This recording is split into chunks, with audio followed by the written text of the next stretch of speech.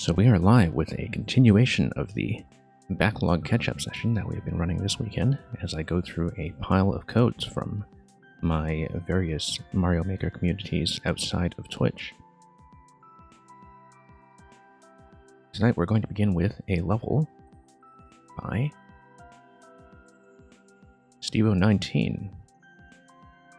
I had featured one of Stevo's levels, one of Stevo's levels, not Stevo's levels. I'd featured one of Stevo's levels previously as a warm-up on one of my viewer level streams and did not finish it, so let's make up for it this time by catching up on a few of his that I have not yet played. We'll begin with The Weightless Wide Blue Yonder. It's labeled as 4-5 of Super Mario County 3.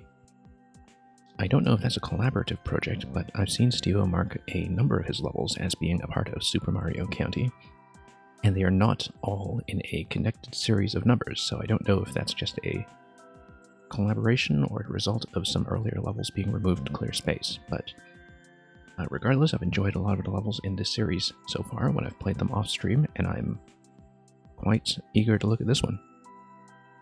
So let's have a peek.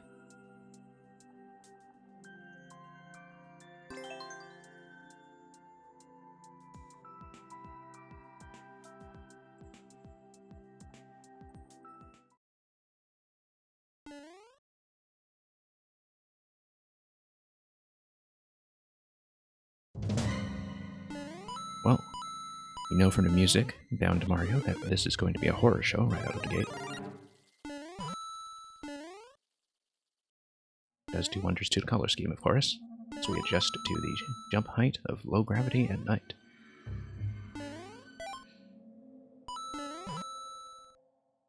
And dodge this little thing here.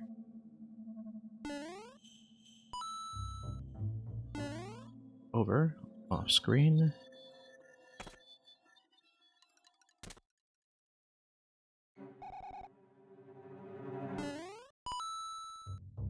I mean, it is more or less a traditional level, but in a low-gravity environment, which is not something that you see in standard Mario. So I think there is a fair bit of original design space in Mario Maker 2 for something like this. That is at once traditional in structure, but very Mario Maker specific. So we missed that whole coin room up above beyond the Spinies, but we have more bonus coins coming our way if we can navigate this safely. We can't navigate it safely. Fortunately, I think that will now be just out of reach. Alright. That does look like a bonus pipe, given the limited opportunities we have to enter.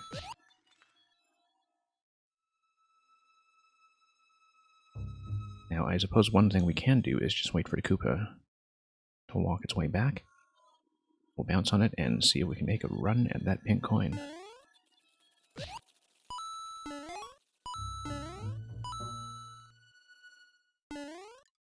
So yeah, never say no to second chances.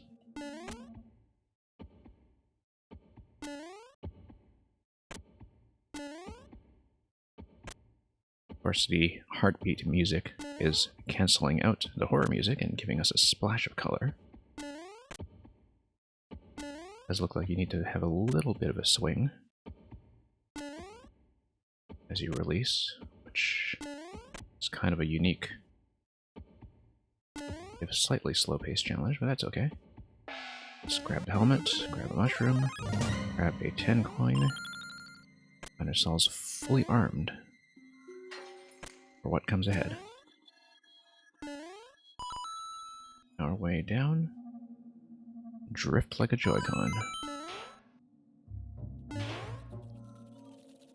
Now, bumping things off of tracks is something that I think could be quite an interesting interaction, given the differences that you occasionally see in the behavior of objects on and off tracks. Oh, whoops, bit of a camera scroll hitch there.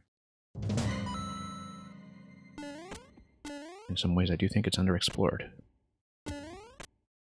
You know what? Let's have another run at that bonus room. It's very clear to me that it's in one blue pipe and out the other.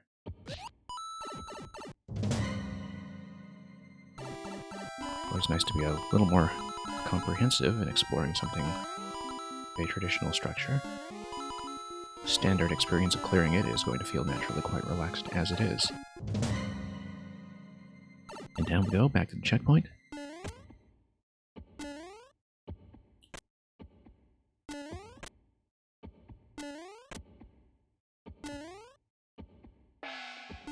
And onward. Sure, why not? Oh, that's why not. So much for a series of head bumps. As we make our way past these spiny columns. Whoops. Yeah, once again, some issues with camera visibility when you are jumping this high. Falls into that category of things I talk about quite often when it comes to maker level design, which is things that look absolutely fine in the editor and play out a little differently when you take the camera scrolling position into account, which, being something undocumented and a little bit unclear, is something that can be difficult for makers to plan around. But with the power of the Shalmet, but we're in a pretty good place. Maybe was an unnecessary complication, dropping the spiny alongside us. Oh, now it's a very unnecessary complication. But we have the power of fire.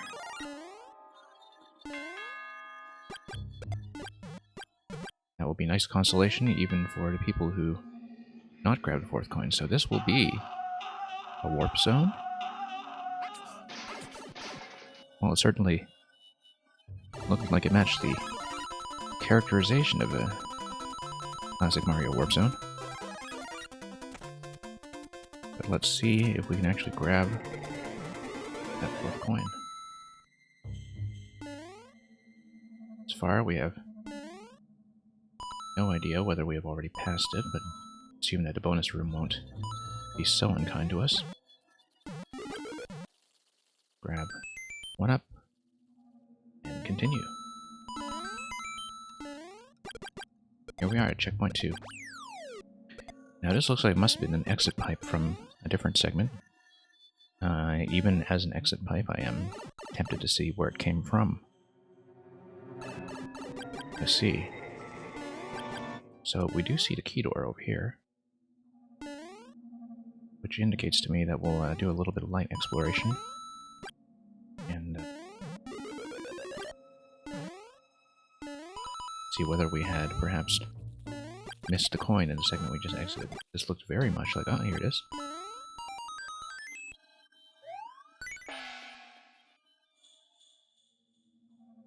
Now it looks like we've gone backwards in a number of respects.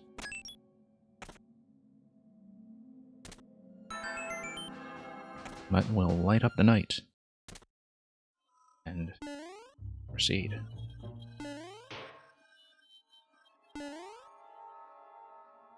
Does kind of seem odd that looks so conspicuously like an exit pipe would lead us to what seems like progression through the level. That spiny causes problems unless we nuke it right here. Oh, that looks like just a bonus room. It's fine, although we achieved this at great personal cost. We're therefore quite grateful for the star and the respawning of the Shalmet. Oh, so much for the respawning of the Shalmet. Making quite a mess of this now. And yeah, without the power of fire, this will be, nevertheless, the goal.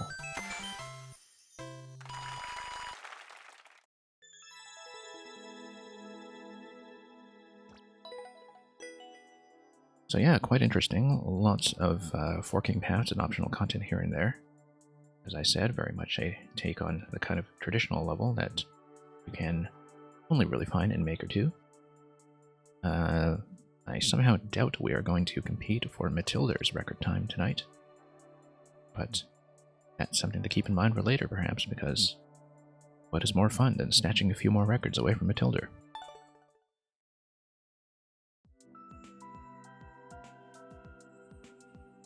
So, let's catch up on one or two more from Steve019. We've got quite a list from him, given that we only started working on his profile recently after having missed a lot of his original submissions. So, remember when Mario climbed a tree? I said climb zone. Well, I remember a number of times when Mario climbed a tree. But can he get back down? That is the question. We'll find out.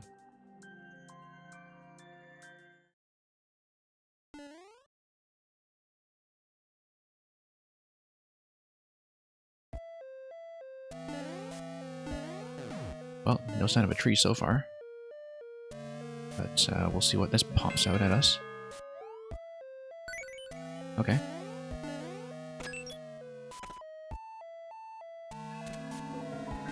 An on-off trigger key system.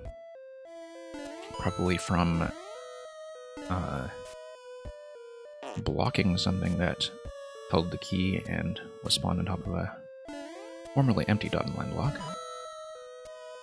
But far enough off screen that it was not something you could see intrusively. Oh, we totally loved that, or so it looked. We have it now, and we lost it. Okay, fine. Well, let's explore a little further upwards. One up, number one. Oh, that was incautious.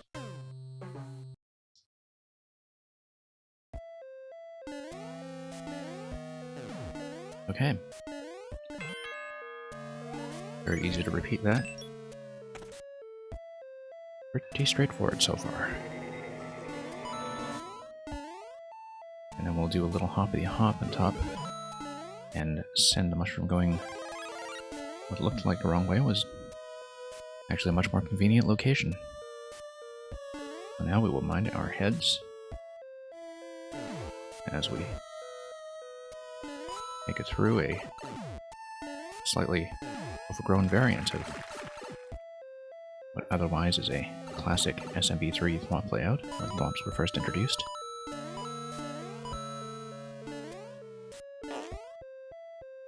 Oh, that's a nice little touch, giving you a little head bump sound for squishing yourself into a piggish corner. Always appreciate those little details for people who poke around for no reason. Grab a checkpoint. Mushroom at a checkpoint, that's how you know they take their traditional Mario conventions fairly seriously now. Interestingly, in this style, facing kind of works a little weirdly when it comes to the boos. Look at how the boos are facing as we climb on a vine. It looks like it's from your starting position when you land. I don't know. So for example, let's pull them over. Yeah, and they just freeze in position as long as you're climbing, or seem to. We'll have to review the video of that later, because I think that's actually a pretty interesting interaction that has not been sufficiently researched. So we're going to pop this and we're going to go down the pipe. Okay, guess not.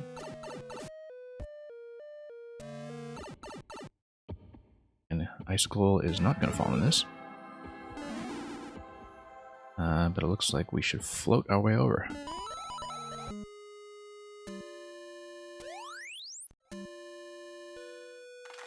Glitchy segment.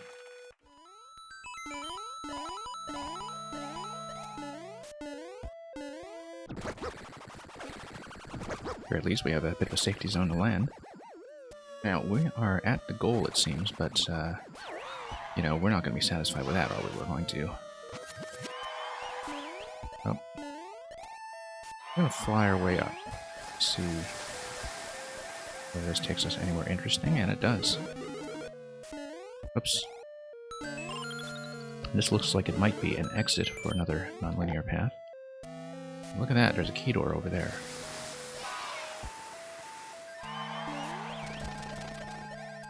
And a P-switch. So it looks like this is probably supposed to be the exit to a locked passage, and the P-switch lets you down. It lets you down big time. We're going to carry it with us. No, because this is not Super Mario World, and we can't just sail our way up infinitely. So, we're going to kick that aside. Procrastinate on clearing. I see. This looks like it was maybe much less fun as layout, but given the placement of Thwomp, was this an entrance or an exit? It looked very much like an exit. We're going to explore it backwards anyway, because that is what we do. Yeah, that was definitely an exit. And we're totally going to die after having already seen the goal, but yeah, it looks like that's probably just a bit of a falling segment. I mean, the point isn't just to beat the level, of course. The point is to see as much of it as we can, given how much effort Steve-O evidently put into crafting alternate paths everywhere. So...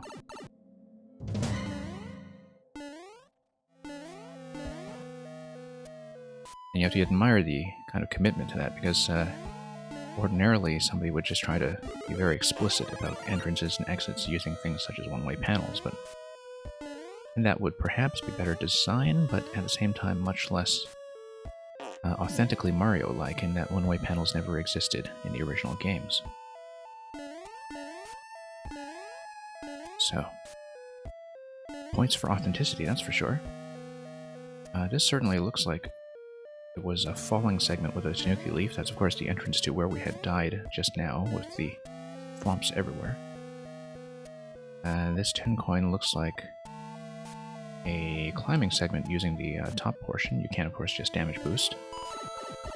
Oh, whoops. Looks like that must have been a progressive power-up with a Tanuki leaf that we just outright missed. But we'll take it this way. Having not yet seen this segment. Whoa, okay. It's threatening, but I assume that Kamek holds the key.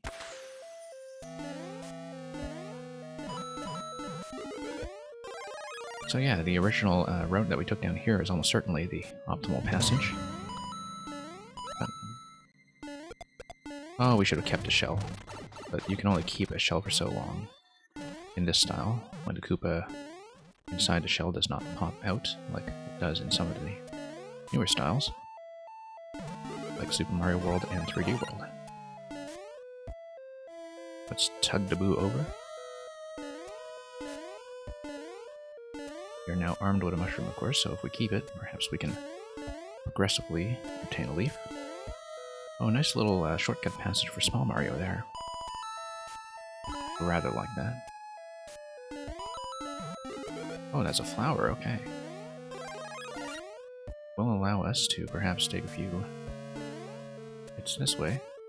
It looks like that block is almost certainly supposed to spawn a vine or something that would allow us to more easily get over to the other side. Ah, so much for that. Really have to tug a lot of these boos out of the way, though.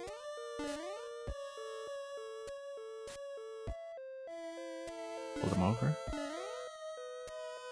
And... oh, no, that's nothing.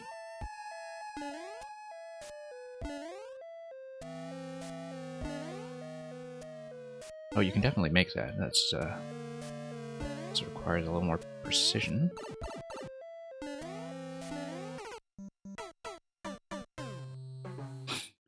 Yeah, it looks like the idea is to drop the thwomps and climb above them quickly. Kind of want to see if we can do it. Just because we have already kind of seen it backwards. If not, we will have a rematch with the Magic Koopa. It's just a mush.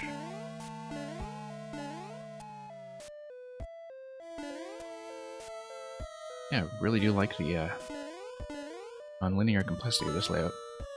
Oh. That was, of course... Well, I mean, maybe an over-reliance on damage boosts, for sure. But we'll just take it. In some ways, it's kind of disappointing that so much of the Mario Maker meta, as it were, is based on taking intentional damage, but it is what happens when you have a game that really, I think, severely overvalues the act of clearing the level. Now, 7 minutes 29, that's really slow, with a few spawns and a checkpoint and a lot of experimentation, but you can definitely see how the 50-second time can happen when you take the original faster route took. So why don't we see how close we can get to that from the start. Not a serious run at the record, by any means, but I just want to see how far we can reduce that.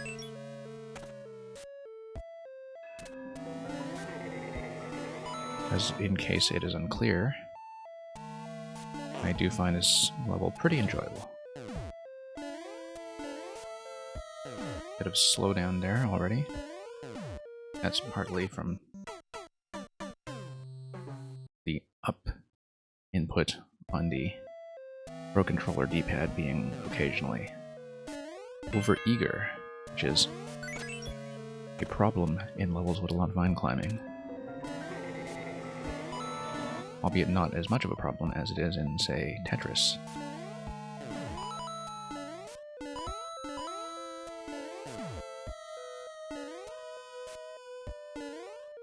Oh, okay.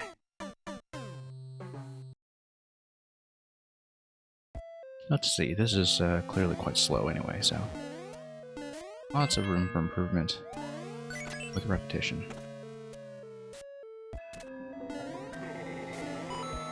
Oh, bit of a slowdown. We're gonna skip the mushroom.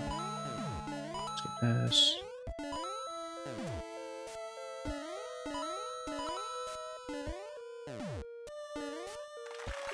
Onward. So, oh, now you can definitely see how the dry bones are set up to allow you to just speed through without climbing the vines. Having played a number of Steve 19's levels already, it is actually kind of nice to see how in these traditional layouts he does accommodate quite a lot in terms of speed routes and speed options.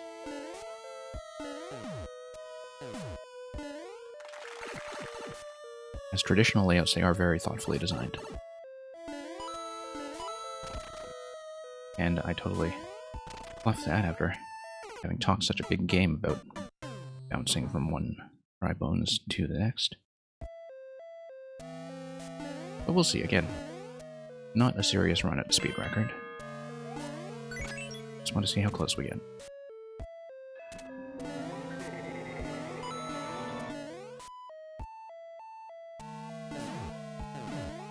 I can almost certainly do that part faster. But yeah, when you play with the Pro Controller, there is a bit of a gluiness to climbing on vines. That comes from how the controller handles the up input. Don't actually need a checkpoint.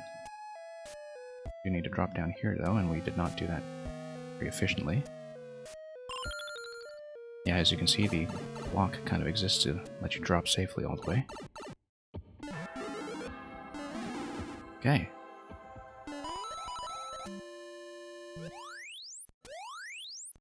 Okay. Messed that up, but it's not actually a problem.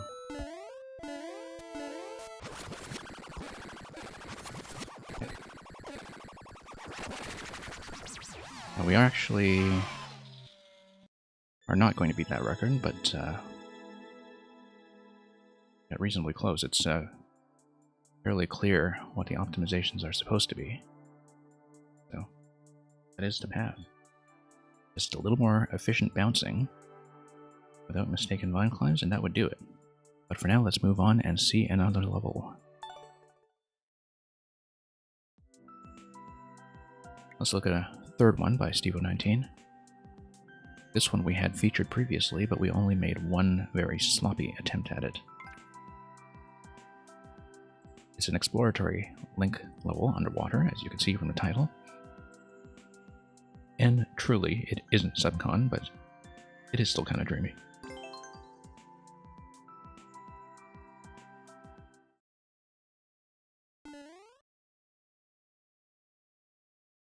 It's a quest for 50 coins, so appropriately there is no checkpoint given the clear condition, and as you can see with the 5-minute clear time that is currently held by Actic Edge, who is a maker we featured on the last Backlog stream, we've got some work ahead of us, so...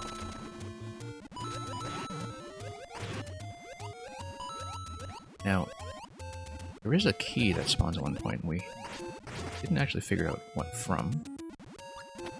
Perhaps a bit of a problem. Oh, there's one key. I think it really just allows you to optimize a bit in terms of time. Without getting you very far into the level. So we know that this is eventually going to be an on-off boundary, but the original extent of our progression was getting the switch up here, and eventually reaching a vertical chamber that allowed us to trigger the on-off, grab the 50 coin. Past that, we had not yet figured things out. That will land very conveniently. Here, I think, is the key room, or what leads to the on-off room.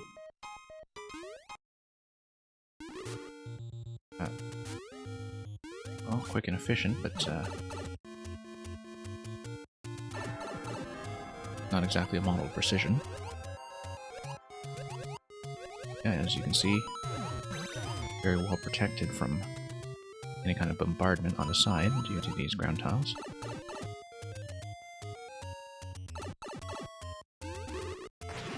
You do have to prevent a lot of things from breaking when you clear access to the Master Sword.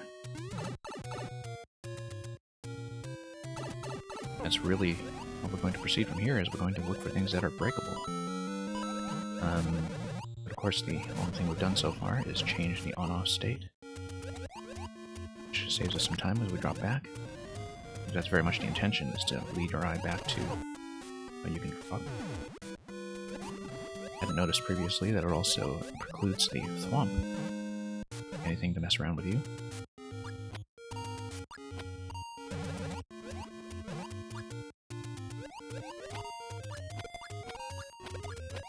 Okay, clear that guy out. Now that he has already given us the key. So here's the 50 coin chamber. We still have 3 pink coins to go in order to obtain a second key.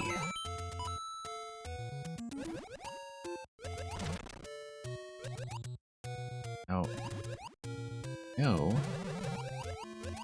I think, if I remember correctly, that key door we skipped over to the right really just kind of takes us back down to this area. I don't think we need yet. This looks new to me, though, doesn't it? Ah, yes, okay, so...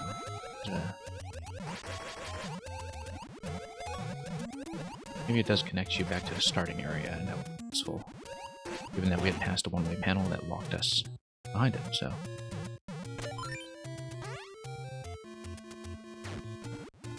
yeah.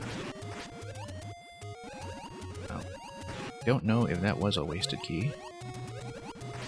We do know, of course, that there will be a second key coming from the obtaining of the coins, and yeah, this takes you back below the one-way panel, so we do not want to go back through to one-way, at least until such time as we have a second key. that permits us to grab that second door. Look around for... Oh, there's another key. Actually, I think this is the one that was kind of a waste previously, in that it's connected to the room above the one panel, so let's go back out and see if we missed anything at the start. I think we did.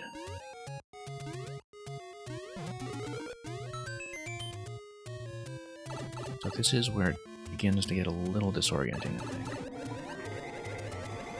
That it's not clear what else has changed with the on-off state. Unless the bomb does anything. Oh yeah, it drops the key. So yeah, that is an interaction that is unlocked with the on-off state doing that. So we know that there will be a third key we have access to due to the presence of the pink coins. So now we see how that interaction works. So progression through the level is that you hit the on-off switch and then you have access to key number 2 through the bomb drop, which I think is a difficult interaction to see, and the last time we saw it in this level, it actually happened off screen and we had no idea what happened. But it works, and we now know it works. So I believe this key door is just connected to the one in the bottom left below the one white panel, and so I'm not going to burn this key just yet until we've explored a little further. Because I kind of get the feeling I want to save it. Now, it is entirely possible I'm misremembering, and that is actually what we need to do, but let's grab another sword while we're close to a refresh point. We have dropped down here previously. We have seen what lies beyond here to the left. That's a 10 coin. You drop the bomb and ruin. Not allow you to progress any further, so just a bonus segment. We have, of course, not actually checked the pipes or entrances, but I think it's pretty clear they are just respawn with the sword, very conveniently placed. But we are going to have time trouble. Tell that already. Let's see if there was a key door here that we missed. If not, I think we will just have to go through one of the doors we used before and see if anything changes. It doesn't seem like we've seen any sign with the remaining pink coins to date. So, just go through. Ah. Okay. Oh no, that actually is new. And it requires us to have cleared that previously, so... Here's the boss. Thankfully, I think it'll just take 3 hits. Mr. Sword is a rather potent item as long as we dodge the fire, which we did not do, so... Well, now that we know how that door works, it seems like we can kind of optimize for speed. Try to clear this whole thing a little bit faster. Now the pink coins, I guess, must be for a bonus room at the end or something. Because so far their value is not really apparent. Given that... Yeah, this guy here, the hammer, spawns a key, but you can't use it yet because you do need to hit the one-way switch in order to progress. We know that much.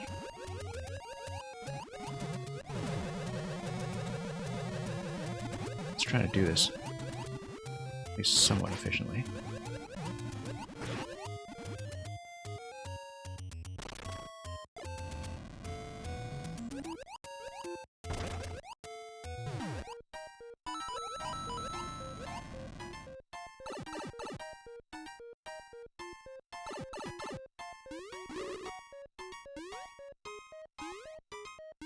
Yep, not necessary to jump over like that, given the line protection at the end, but allows you to make a few efficiency gains when it comes to speed.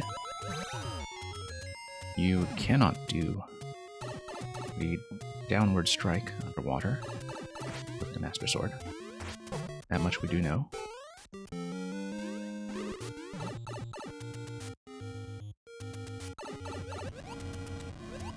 So now what we will do is we will try to grab the 50 coin first of all.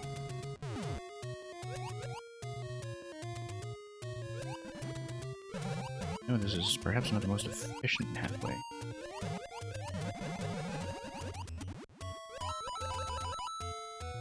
Yeah, it does seem like the extra keys and doors are kind of just there to mess around with you, unless you really do need an additional coin to progress past the boss at the end. We so far don't know if it actually requires a third key. This level, I mean. Given that it's possible for keys to be effectively wasted. No longer an efficient clear, given doubling back we've had to do. Let's see, we know this is the way forward. And that going back down would mainly be useful for pink coins and one additional key. What?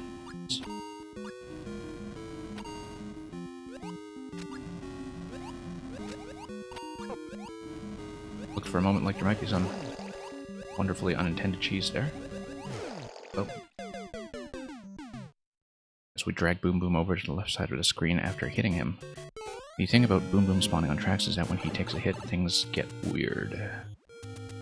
Drops off the tracks due to his downward movement, so it can be a little bit difficult to constrain his position.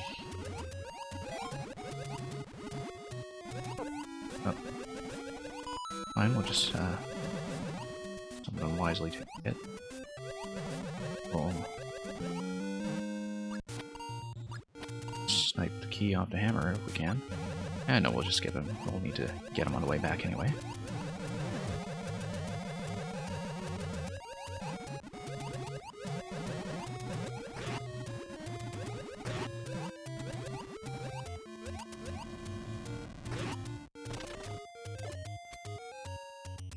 Okay. Once you see the path, it's fairly straightforward. Just a lot of red herrings, I think, because I do think that the other key door placements and pathways do seem like pure inefficiencies to me. I'm not really clear on what they do unless they are required to progress in such a way that you pick up the mint coins. But that aspect of this level structure is not yet clear to me. Just head back, make another run at Boom Boom.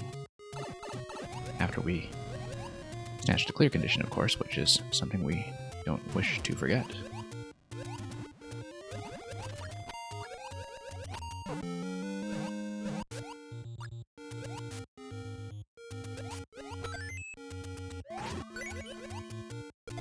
Here we go.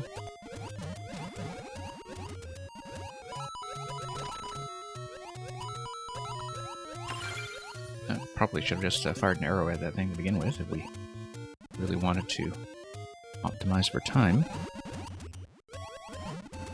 But we are not in a particular hurry.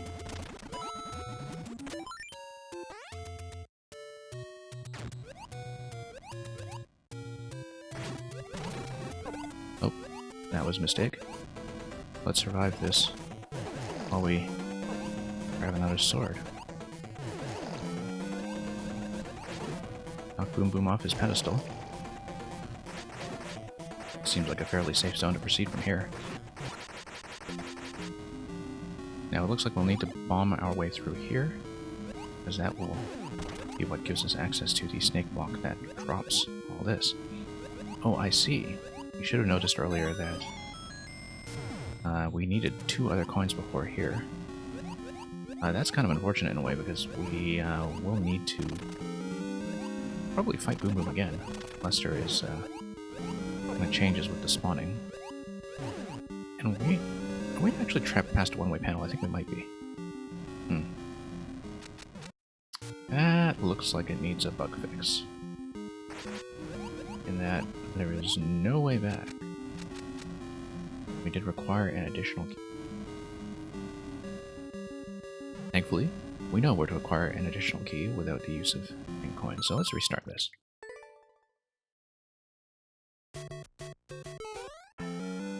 Yeah. Not sure I'm fond of that, because it seems like there definitely was an intended path that did not match the what is it, the key from the hammer, the key that takes you to the boss, and it's not at all clear that you can't just backtrack that way.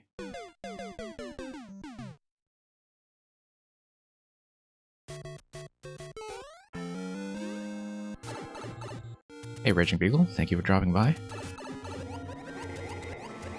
I am doing another kind of quiet catch-up stream while we experience the very confusing time change that goes on in NA, which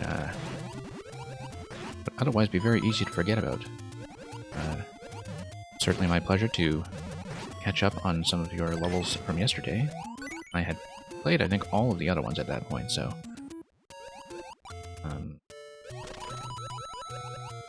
yeah, I hope you're doing well.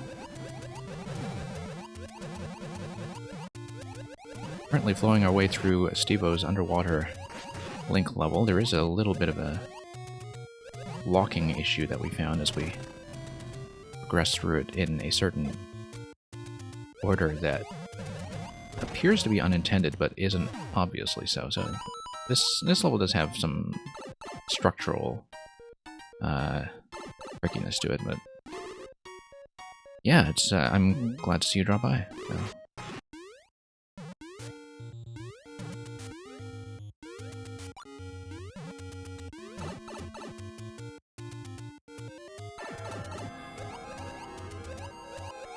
Yeah, and I mean, I have followed you for a while now, so as you upload more whenever you find a time to get back into making, I know you've been rather busy lately, you said, I'd be happy to feature some more on video.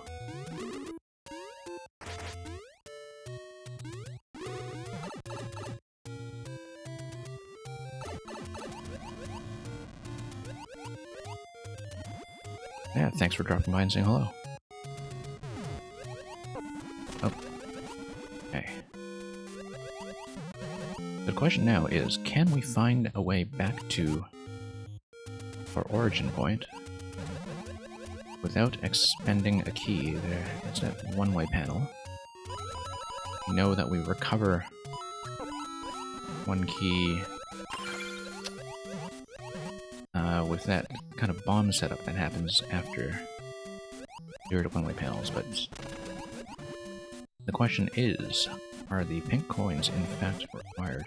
We know at least a placement of what must be coin number 4, which is past a boom boom at the end. But so far, I don't think we've actually found a third coin, which perhaps a bit of an issue. So we have 2 keys now. There's really no point in going back there, unless, of course, there is a coin that was locked behind toggling the one-up switch. Sorry, on-off switch. Still trying to make one at least once a month. Yeah, that's a good pattern to keep. I haven't uploaded anything in quite a while, but that's because I'm sitting on a huge pile of unfinished levels that seem close, but have some problems, and so I really want to get back to something like a pattern of one a month as well. Might be a little bit before that happens, but really I'm not playing anything these days except this and soon Animal Crossing, so... well, and Fire Emblem. I'm still finishing some stuff there, so... it's nice in some ways to kind of not really have a lot of new games to look at for a while, so I can just focus Mario Maker. Speaking of focusing on Mario Maker, I was going to go through that key door, so let's do that again.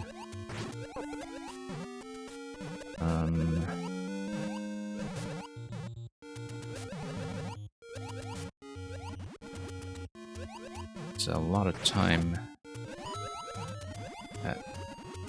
kind of doubling back, so let's try to... We can, in fact, just cheese our way through Boom Boom if we stay back and fire arrows at him. Or really just fire him over here.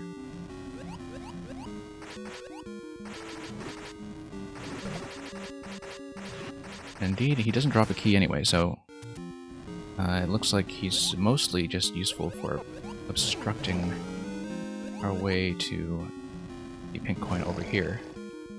Being a bit of a busybody. That's not going to make us through.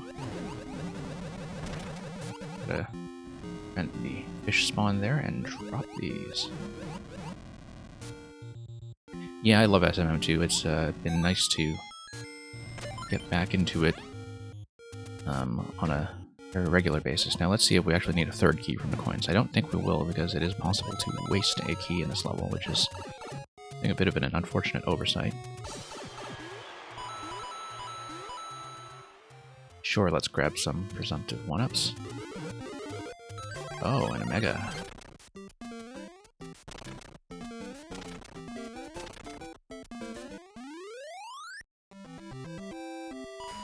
So yeah, I am definitely checking in on this game at least once a week. Especially now that I'm streaming. Trying to keep up at least once a week, although, you know, when you're a fairly new and casual streamer, as I am, because I only started about 2 months ago, it is kind of tricky to get that regularity going when you suddenly discover all sorts of things that disrupt your schedule. So that will be our showcase for Stevo for now. We will turn our attention to a few other makers. Thanks for the GG. Still have some unplayed levels from Stevo, but we will save them for later, so let's make it a mystery what we're doing next. Yeah, as far as that Link Dungeon goes, there were a few issues with the flow that we did point out. I mean, it's a nice, ambitious level, and I like something on the longer side like that, but as far as the lock and key structure goes, it did seem like a little bit of an oversight. That you could get to the boss with one too many or one too few. So let's browse my list here and dig up somebody else to look at.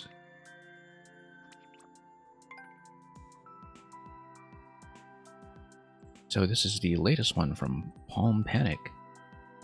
This is very recent, from about 2 weeks ago. Send your enemies down below and experience the anguish of the underworld. This is the only one from Palm Panic that I've not played yet, so we'll take a look. Yeah, thank you for dropping by, Raging Beagle. Nice to see you here. Hope to catch you when you get a stream back in order. And if not, I'll play your levels as they come up, so thank you and have a good night.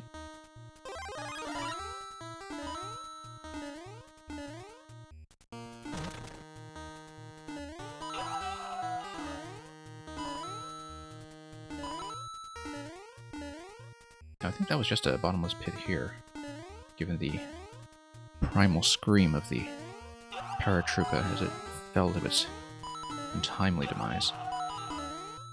And it's certainly a warning not to follow it down. Lose some, you get some, as far as mushrooms go. Now, I wonder if the semi-solid is accessible up top. I think we are just short of the height required to do that. My goodness, that really is a very primal scream. Now, this level, the description said something about descending into the depths of the underworld, so I assume that because you have sent these Koopas to their deaths, eventually we will descend into an underground zone where we will see them exact their revenge as dry bones. I bet that is what's going to happen, because we are going to fall. What may be our doom? We know we can jump safely on these guys. We have, despite being dry bones, ascended from hell to give us a bit of a lift. Yeah, our instincts were quite correct, so we will kill everything once again. But these guys, who have a certain measure of stability,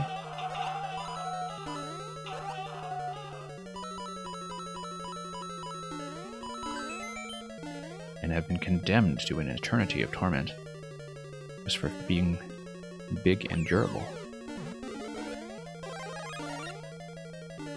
Not really an eternity of torment, because Mario can only jump on them for so long before he runs out of time.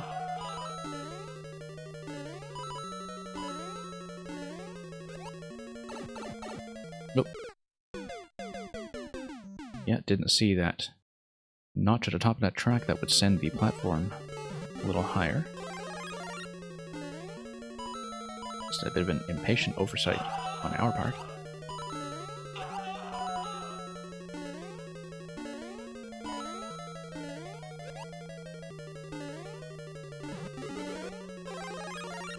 But now we are all powered up. Not that the power of fire will do much for us here, but let's see if anything's going on. Yeah, looked like a one-up spot, and it was. Let's ride some tracks.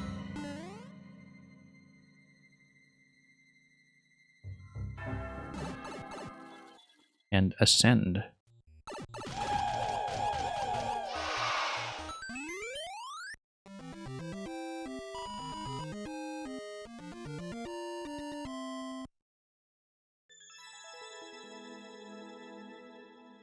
So yeah, basically the myth of Orpheus with less music and not exactly rescuing anybody, but or attempting to. So thank you, Bomb Panic, for Dry Dry Underworld. Let's catch up on somebody else.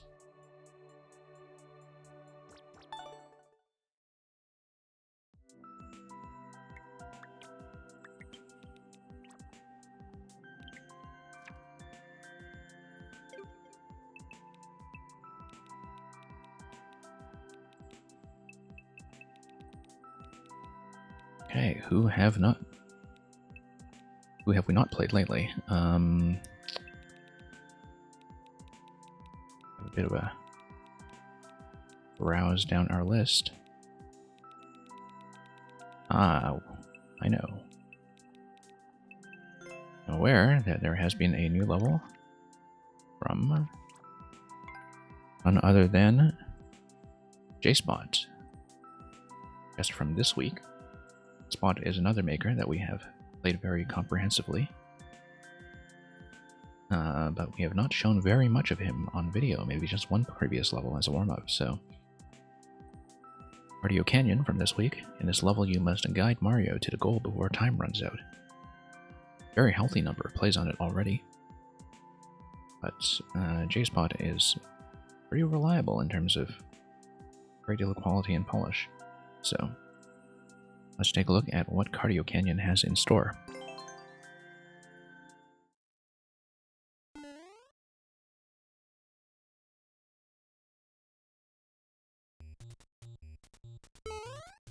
I assume that Cardio Canyon mostly refers to the presence of treadmills.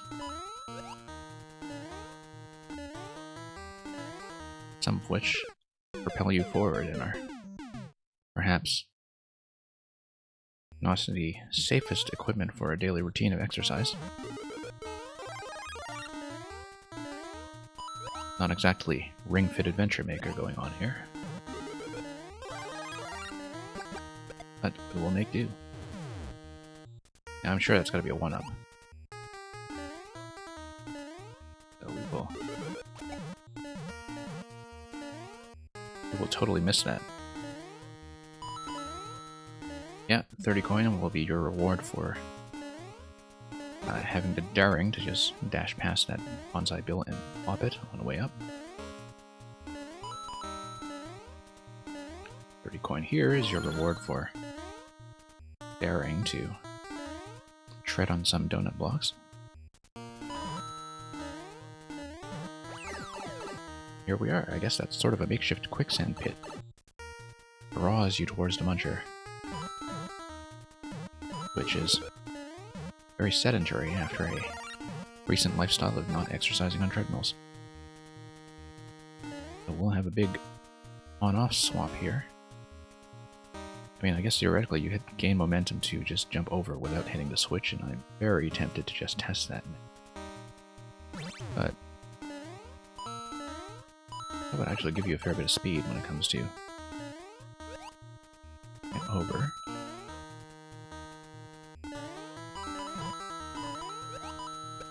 Now that certainly looks like a 1-up, or perhaps a power-up.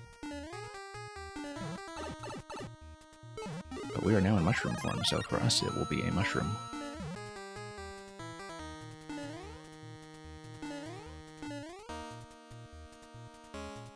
And 50 coin is your reward for having the switch in the off position, which we already do.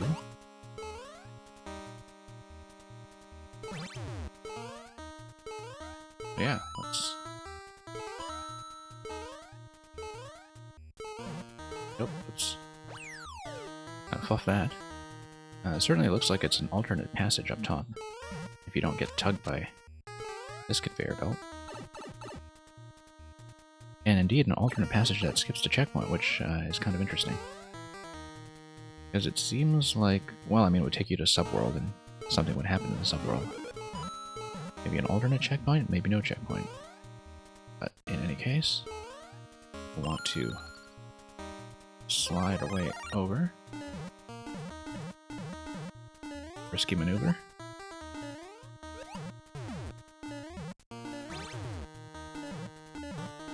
Okay, so let's move on up. And whoops. Oh, I see, so... Now that works.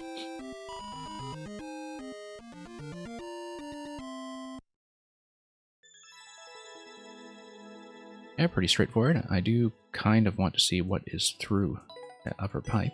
We are nowhere near to record time, but we might as well give this another look just to see what we missed. Gonna grab some other things on the way. Oh, so much for that.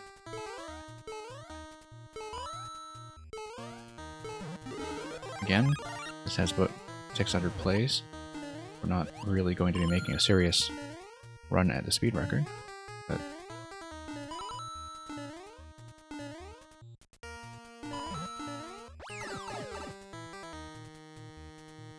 okay, so that was the first checkpoint already, so we know that skipping checkpoint 2 may not necessarily do that much for us. We should have gotten a power-up, but our mistake.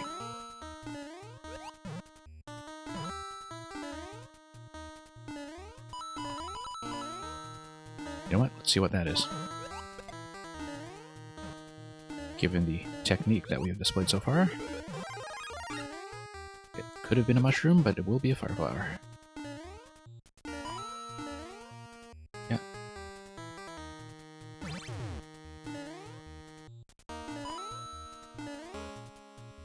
Okay. Do a wraparound jump like that.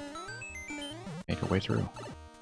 Now, does it just spit us out the other side? Yes, it does. So, that's kind of interesting, given that in some ways that is the easier path, or harder path, rather. It's easier to go down below.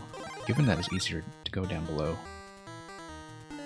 like it's easier to get the checkpoint than not get the checkpoint. So I think that's very much just a self-imposed challenge for speed runs, perhaps.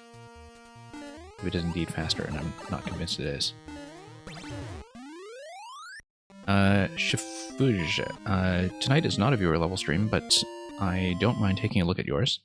It's not going through to bot, but you're coming to hang out, so I may as well look at your code.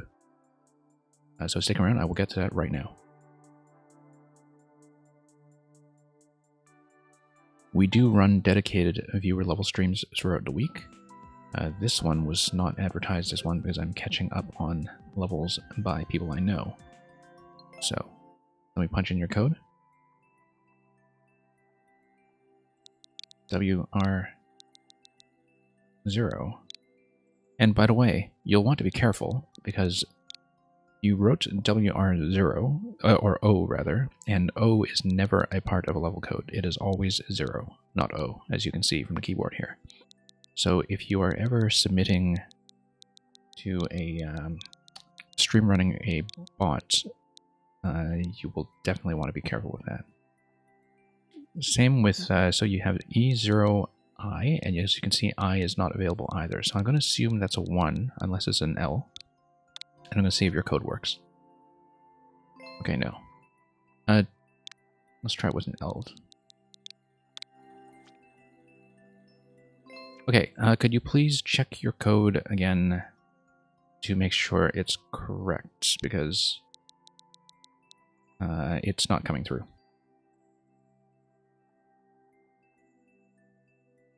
Because I've tried it with both 1 and L, and neither one seems to work, so...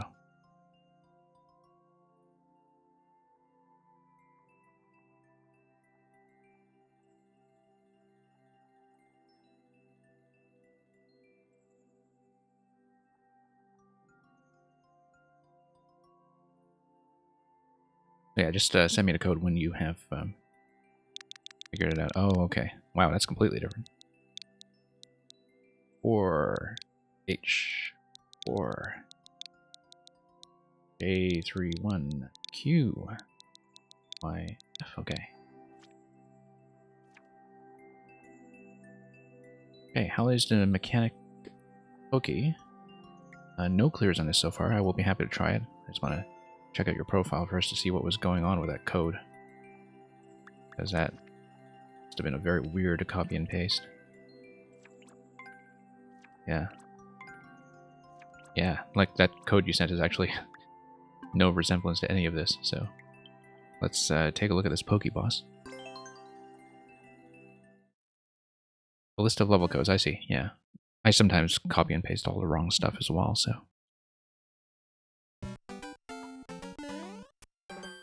So, as I said, this is not a sort of regular viewer level session that I'm doing tonight, but if you want to catch me with more submissions through the week, you are welcome to do so. It's not my usual time either, but I do at least 1 or 2 viewer streams weekly. So let's see what's going on here. Oh, no, I totally saw that coming, given how the doors were matched. That was very silly of me. Yeah, a played level, I see. Well, we know there's nothing here, so we might as well just tug our way over. Maybe? Oh, okay, maybe not.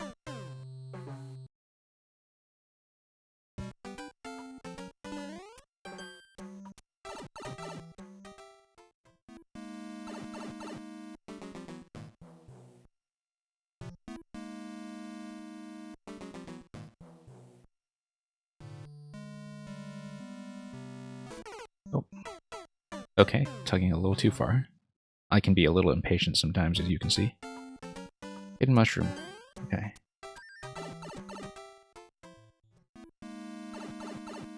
Yeah, I mean, unless the level gives me some kind of visual clue, I would just have to find that by accident.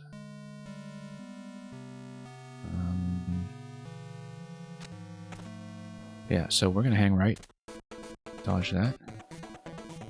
So that's going to hit the P-switch and freeze the conveyor belt. Work its way up. Let's try to find a safe moment to drop down. Oh, interesting that... Oh, I messed that up. Trying to do that without a mushroom, and maybe the timing is not possible.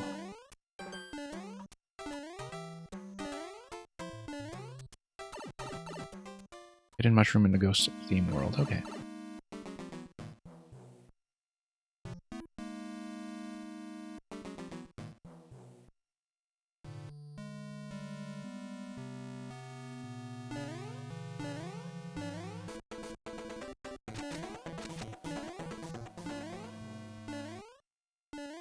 Oh, and the ghost theme. Well, this...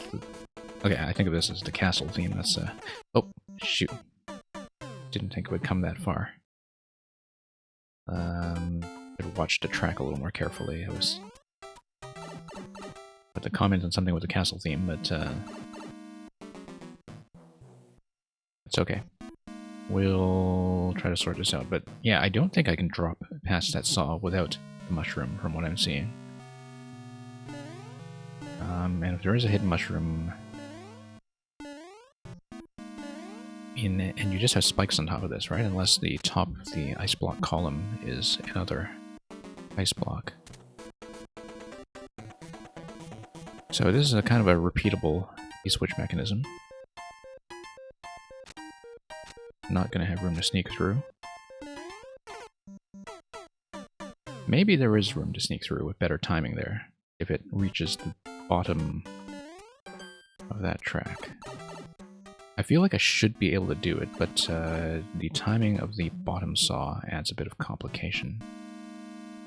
We're going to follow the windows down and just kind of see how far the safe zone is. Okay, no, it spikes all the way, so that will not be the answer. Okay. So, I'm going to dodge the chomps.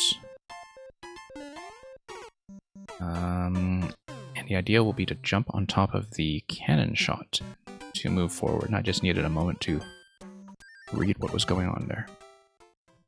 Yeah, don't worry about being a newbie. We all kind of start with this stuff. I mean,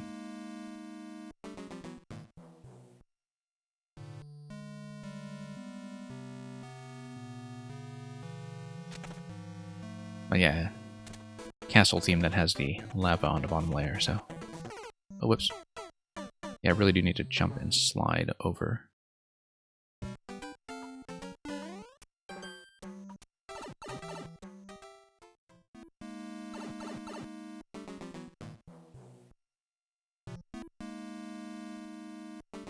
Yeah, so as you send this level around to people, you will sometimes hear people talking about naked pipes. And what they mean by that, if they're talking about naked pipes, is that the bottom of the pipe isn't like enclosed or decorated, which some people actually get very fussy about because, you know, the pipes look much better in original Mario games. That's not the timing I want at all. When you do the boss, the cactus basically has 4 lives. Use the turtle shell and take one away, 4 shots to beat it. Okay.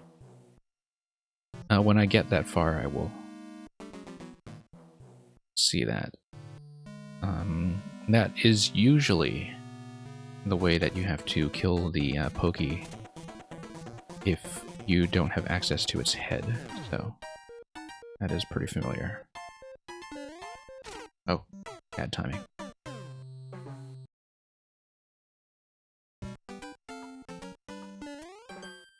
Yeah. So, you know, like a lot of players are going to try to hang all the way right in this top segment, and they will die to the spikes up top, so I'm sure you're aware of that, but like the way I'm kind of dying here, I think will be fairly common when you show it to people. But that's partly because, you know, when you play a lot of Mario levels, it's easy to get into the habit of being that impatient.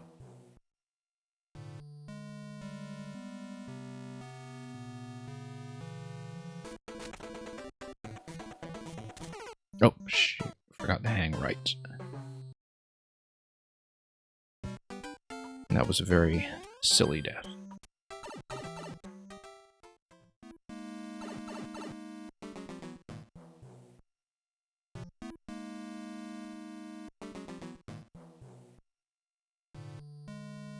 Let's kind of have a little dance on our way down. Okay. Through the door, to the right.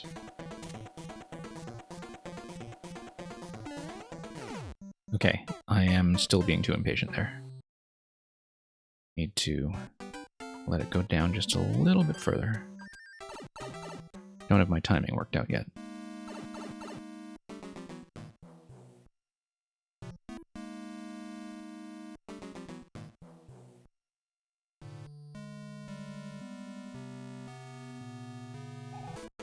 Okay, hang right. And we will drop safely when it is kind of... Okay. Not dropping with a very good curve there. I need to fix that somehow. I did make it through before, as you could see.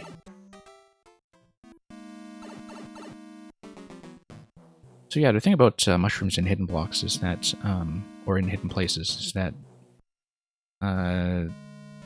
if there isn't some kind of clue or some kind of visual indication of where is worth looking, players are just not going to find it. Like, they're never going to know it exists unless you tell them, like you told me in chat, so just be aware of that. Hey, welcome, DHSHJD. I don't know if you two are related, but your names certainly look very similar.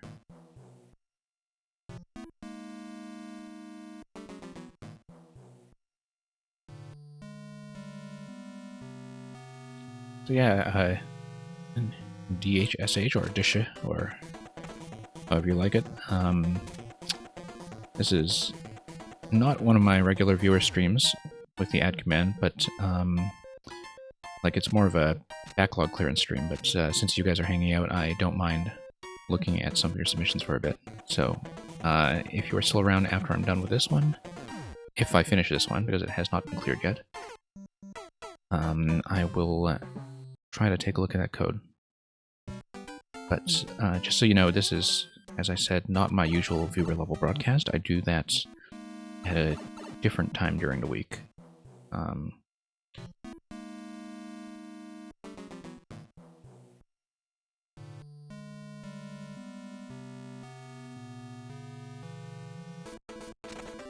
Okay, I guess you're not related. You just look very similar in terms of names. Okay, I need to remember to hang right there and do the wraparound jump, or wraparound fall. So I would at least like to progress past this segment.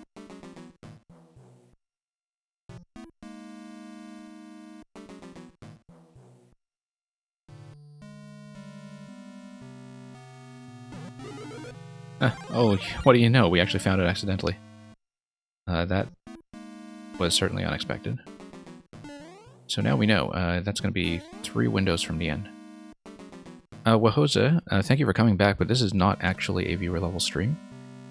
Even though I've already had, like... Technically this level is a viewer level, but this was not a usual viewer session. If you are sticking around, I might take a look at that code later, but I was mostly using this broadcast to just catch up on my queue. Thank you for dropping in regardless. Yeah. First try, yeah. I'd be happy to take a peek at that in a bit, if I have time. I'm not going to be on for that much longer because of the time change in my time zone tonight. I totally forgot about that hidden mushroom I had just found.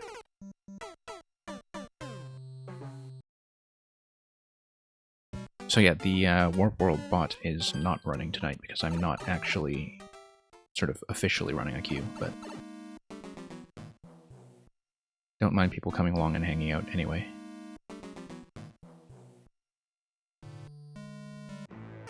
Whoops. And that does mean Shafuj's SHFUJS. Usually when I do an actual viewer level stream, I will stay on a level for about 20 or 30 minutes or until I clear it if I really enjoy it. Tonight, since it's not really part of my regular programming, I can't promise that I'll finish this. Because as I said, I won't be running for very long. So given that we're Big Mario now, we do have to take damage on our way down, because we just will not fit. We'll take a cannonball up. Whoops.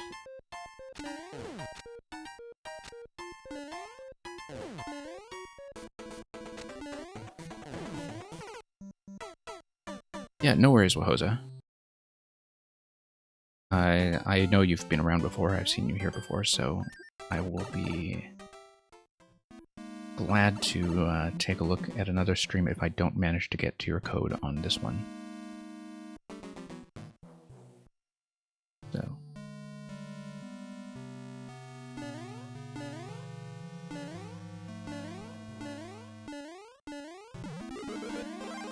Yeah. It's, people are never going to find this except by accident. But, I mean, technically it is possible to fall through here as Small Mario. Timing on that cannonball will take some work, I think. But I see what you mean about the setup of the Koopa Shell and the Pokey.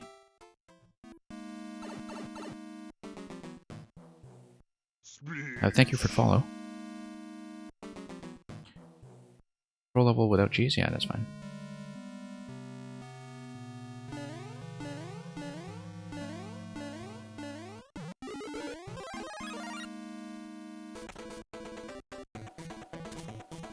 So yeah, Shifuja's, I know you did say you were fairly new to this game, and that's fine. It's definitely a good habit to be getting feedback from real players as soon as you can. So we know that there's going to be a bit of respawning from the Koopa here. Be careful not to hit our head.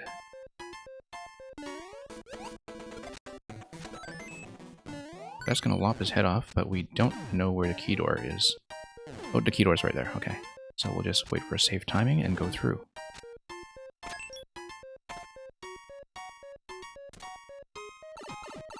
And let's see what's happening now. Okay, that is the goal. Okay, thank you for that level, Shifujas. Usually when I do a regular viewer level stream, I invite people to resubmit after I'm done, but because tonight this is kind of an interruption in my actual programming, I won't be doing that. But thank you for the follow, and you're welcome to catch me with some more playtesting at another time.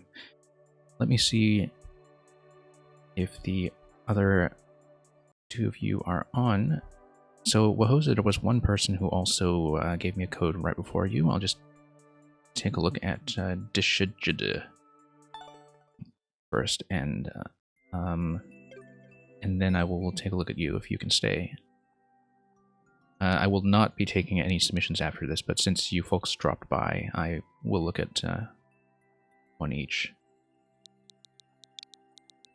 So, Dishijida, DHSHJD, if you are still around, I will punch in your code first. Again, just handling things pretty informally right now. Okay, only one clear so far. I may not spend very long on this.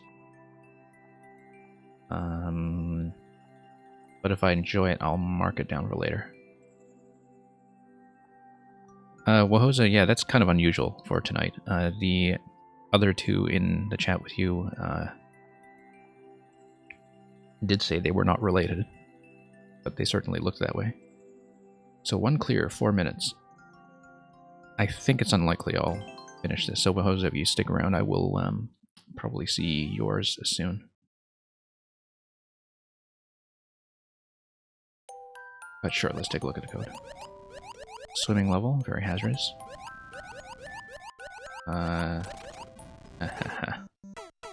Very quick death.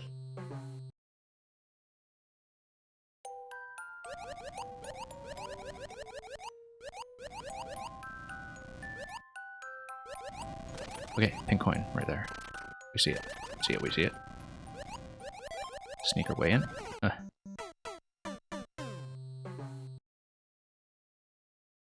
Yeah, thanks. I'm glad you're having fun. Like I said, if you want more of a regular viewer level experience, I do recommend that you try to catch me when I do something that's labeled as a viewer level stream, and I do that at least once or twice a week. The schedule is actually a little bit unusual right now because we've had some unexpected complications. But, okay. Guess we'll dodge more fish. Now, how do I get out of there? I didn't go through a one-way, did I? No, that's just a drop, so... Let's... Maybe... And the powers are just lights, okay. That's pretty clear. Got a big flaming circuit here. And there's a coin behind that burner, so let's take a look at that. Oh, okay. Yeah, there's actually a decent amount of thought to the lighting setups here.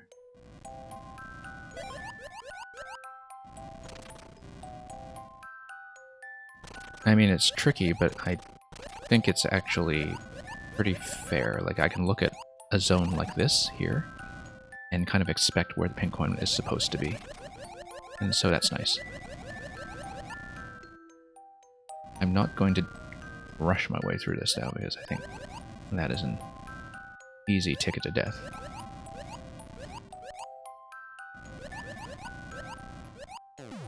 Okay. A lot of floating bombs there. Oh. Yeah, you have to go? Okay. DHSHJD, since you have to go, I am going to pause this level.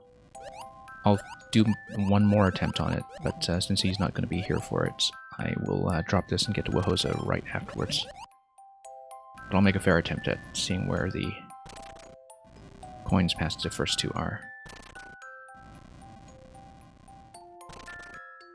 Now, I don't know if you folks are in NA or EU, but if you are in NA, do remember to set your clocks forward, I think. Whoops. Okay. So yeah, it's not logged by the bot, so if he catches me on a viewer stream, I'll look at it another time. Thank you for dropping by and hanging out anyway. I think he might be gone. Wahosa, I will look at your code.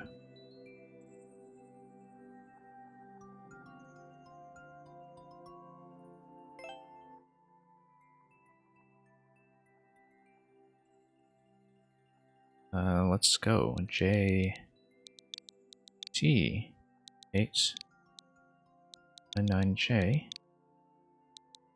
L0G. Red coin ravioli. Okay. Yeah. Oh, yeah. Okay. I think I saw you submit an earlier version. Yeah, I think you said so. So let's do it. Yeah. In EU, that's fine. I realized tonight that I need to kind of get this straight for the next few weeks while NA and EU are kind of out of alignment in terms of whether they are in summertime. Oh, okay, I remember this. Red coin, back down, and forward through the platform. Yeah, okay. Let's see if I remember how to do any of this. Jump. Oh.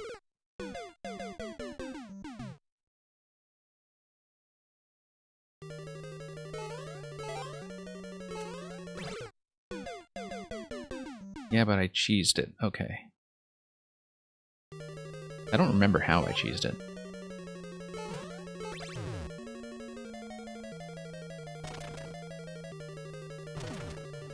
Whoops. I know I have done that part correctly before. Oh, nah, I forgot a coin. That is a lot of coins to collect. To keep track of the subworld I'm in. So I know whether... Oops.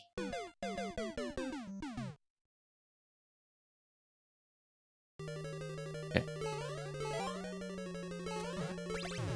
Let's actually try to do this jump properly.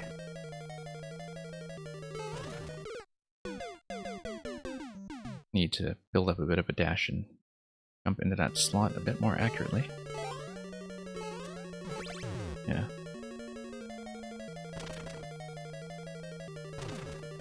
Oh shoot. There we go. How did I do this? It was not... It was definitely with jumping over, and that was my method. Unless you, like, squished this by a block or something, but I don't think that was a change you made. No. Has a different theme. Okay.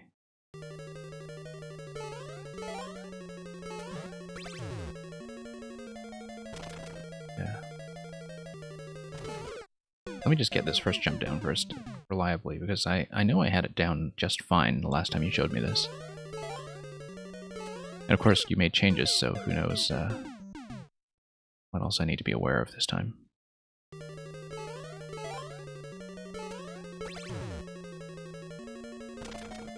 Get close to the muncher before the mole pops out.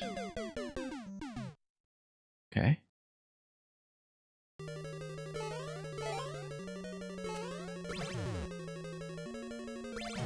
Oh, okay. I actually never saw that at all in my last attempt. I just kept on jumping over it. Like, I don't know if you tighten up the corner or something, but... Anyway. Let's see if I remember this. Swamp elevator, right? Yeah. It's slowly coming back. And I need to trust this thing and get up to the saw blade. Damage boost through. Seesaw my way over. Ah, yes. We had hit this checkpoint previously.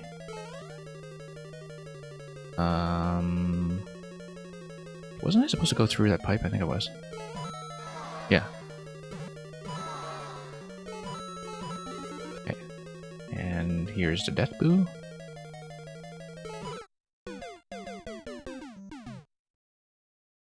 Yeah, I kind of remember this now, but whoops. Been a while.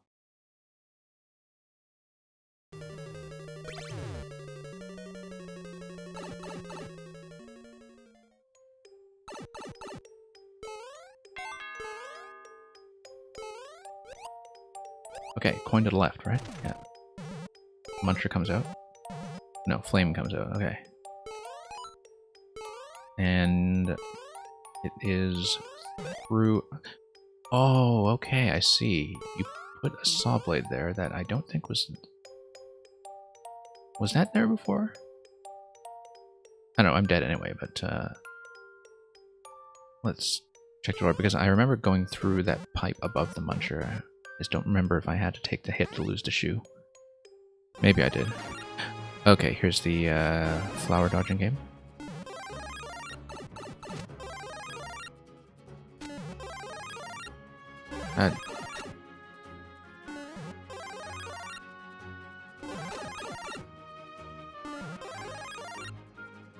Should probably just start over at this point. No, I know it's possible to die here because I did it before. I'm just bad at it. I know you just dodge a flower and let it hang around on the right side, and you just hold left rather, and die to it this way. I remembered, I just couldn't do it. Okay, so we are at 5 coins so far. Let's get through here quickly. Got 2 coins, 3 coins. Wait for the other shoe to drop. This coin. That coin. And so we'll ride the muncher up, we'll take damage from the saw blade, but we will go up the pipe. Yeah, to be honest, like I said, I don't remember what I cheesed.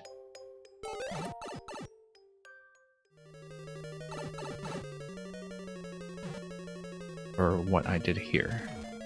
I think that was timing based in terms of grabbing a coin, but I do not remember.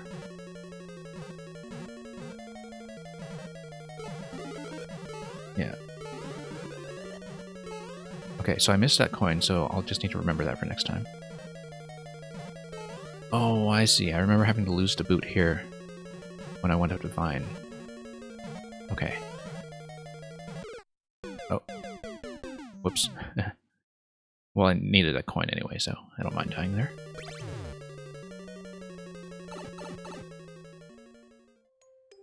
So yeah, I mean, this was my kind of backlog catch-up night.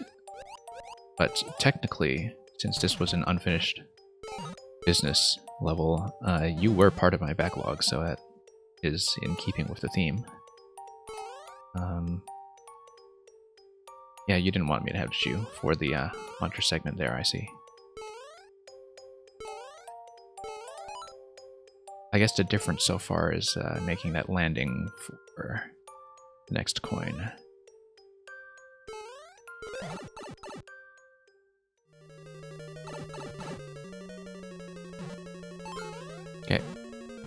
Could have dodged that one on the right. Why is the line not triggering? Okay. Okay, let's not hit our heads this time. Can I tap that mushroom? I can, but there was a reason I couldn't. Yeah, okay. Now I remember. And I totally see that one-way panel under there too, and I've run into this before, so there's no excuse. But okay.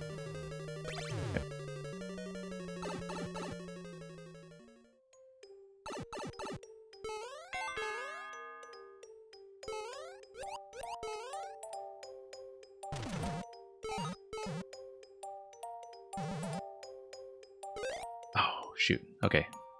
Death.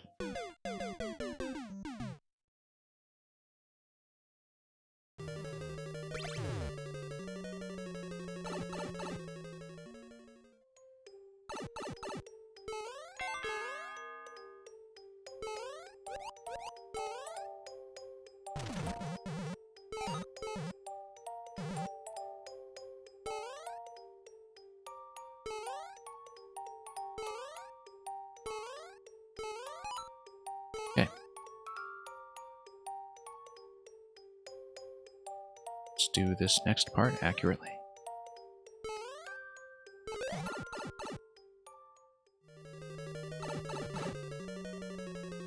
Yeah, shoot, it's right.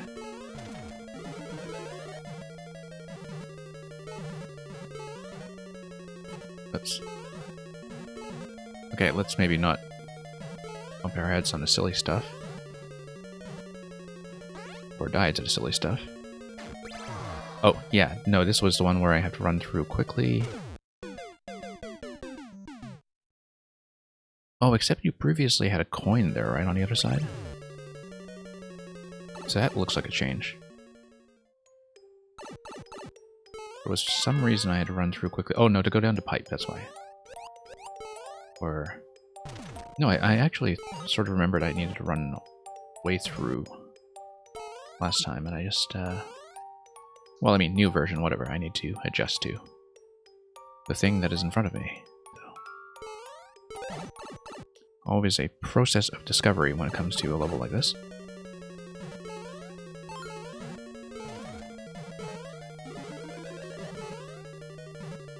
Okay.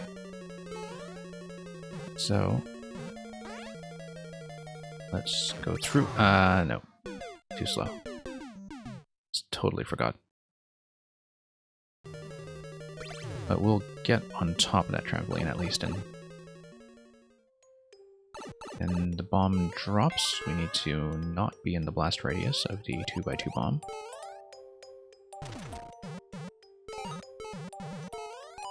Remember some of this. I don't remember where I stopped. I'm sure I'll know it when I see it.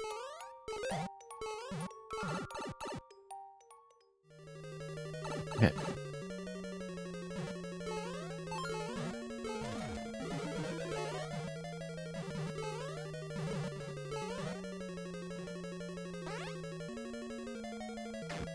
Oh my goodness, I keep forgetting.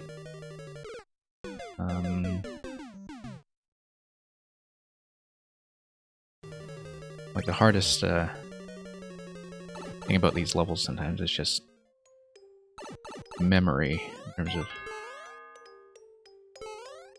trying to not think too far ahead or too far behind and actually read the obstacles properly as they come in. Especially the time stuff like that.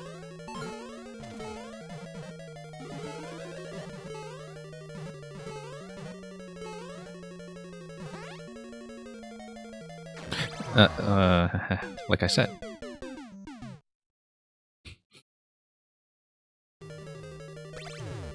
Yeah, when people show me troll levels, I burn a surprising amount of time on stuff like that.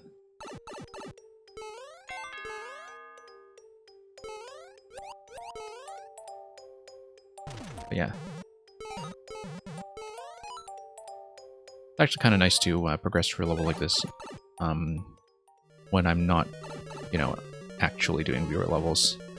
So I can have a little more time to think about it without worrying about whether impatient people in the queue will hate all the mistakes I'm doing.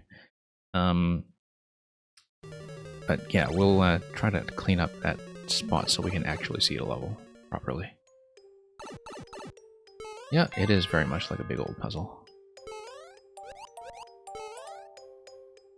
I'm enjoying troll levels like this much more than I thought I would when I started streaming. When I started streaming, I thought, okay, you know, troll levels, who wants to play that stuff? I'll just put in a rule that says no troll levels or something.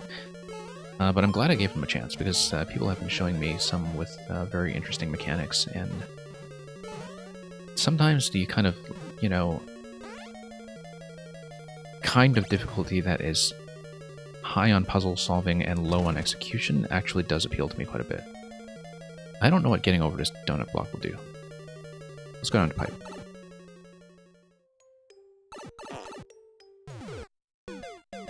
That is something, though.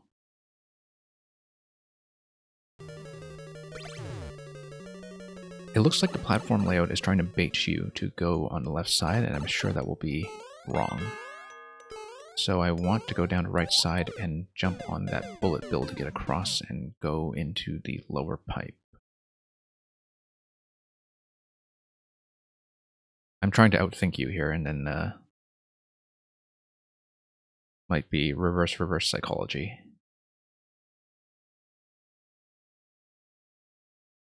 Yeah, screw the clear check so often because of that. Yep, I can see why. Oh, I should have just jumped up, but I needed that coin.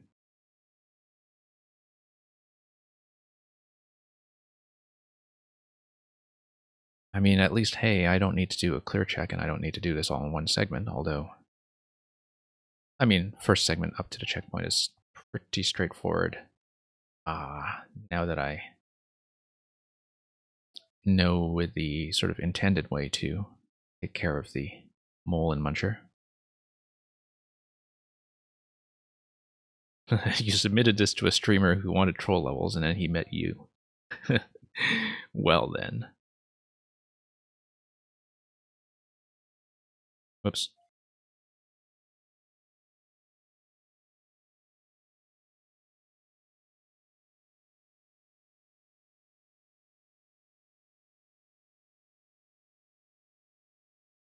Nah, you know, as far as troll levels go, like, this makes me more inclined to accept them rather than less. And that is a compliment, I think. But yeah, I've been finding doing streaming in general to be a very rewarding experience in terms of seeing a lot of levels I might otherwise never try. And that includes trolls, even if I'm dying to that stuff. A second checkpoint, okay, well, we'll see. I've definitely seen some troll levels that kind of do checkpoint tricks where, like, you know, you have taking a death after a checkpoint is part of the intended path, and so there is some kind of dev exit trick to the clear check. And I look at those troll levels sometimes and I try to figure out what the clear check is. And sometimes they look really tricky to do. You know, I'll see the placement of CP2 or something, and I'll just have no idea how they set that up. Okay. Why am I doing this when I can just go down? Down, dodge the fish, to the right. No. Not going to be fast enough to do the bullet method when you have a low ceiling. Let's try it on the left side just to see what happens. I think it will probably be wrong, but I don't see this level putting something really execution dependent like a bounce off that bullet bill.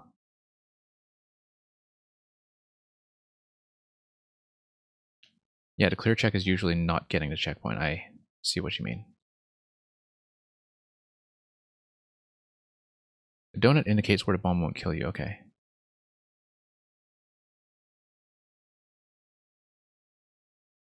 Yeah. I find that, even when I'm just kind of playing around in the editor and making stuff, that the blast radius, wow, those spikes. The blast radius can be really hard to read. I mean, you can just kind of set it up and, see how it is. You blow up a huge square of blocks, but when you're actually playing the level, it's really easy to just misread the hitbox. So, okay. Let's make it through.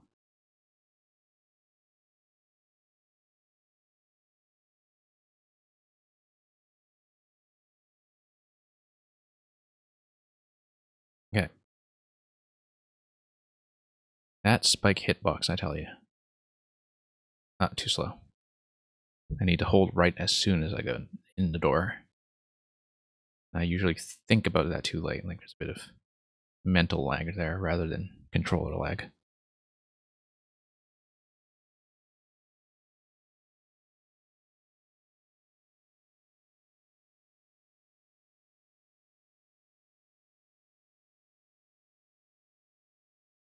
Okay. Yeah. Nice coincidence indeed.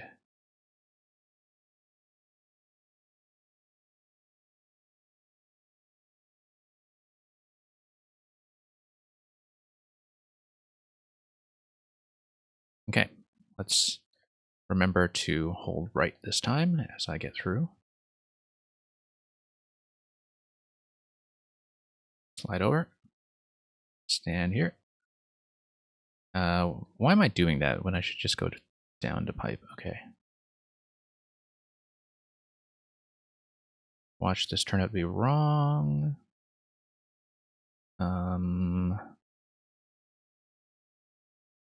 Okay, so that activates a P-switch. I wonder what that does for me. I should see where the P-switch activation is in case it affects something on my way back through the upper pipe. If there's like something that requires me to go down, activate a P-switch, and go back up. I don't actually remember how that whole upper segment looked, so figure things out on the fly.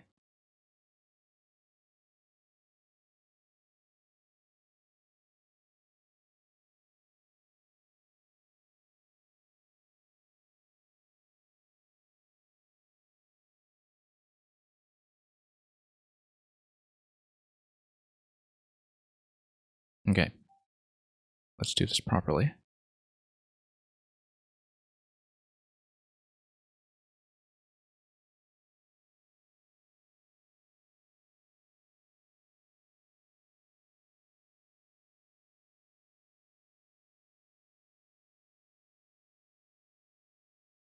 Oh, hesitated for a moment there for no reason.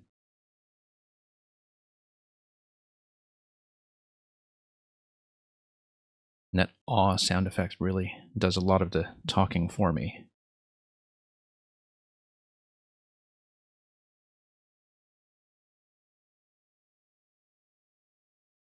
Yeah. There was somebody who submitted a troll level to me the other day who said that I looked like a really experienced troll player, and that could not be further from the truth. Like, I only started doing troll levels less than 2 months ago when I started streaming. But apparently I've, kind of caught on to certain tricks pretty quickly. I don't know if that's really true, but I'm glad that submitter thought so. But it helps to know a lot about how Mario Maker works, and I feel like I've seen a lot of like gimmick setups in things like puzzle levels before, and so, okay, that's dead. In case you haven't noticed, you can't reset with a door anymore. Okay. Yeah, I do see how you set that up. Because I remember the last time you showed me this that I spent a whole bunch of time like trying to get to the upper level with the shoe and breaking everything there like crazy.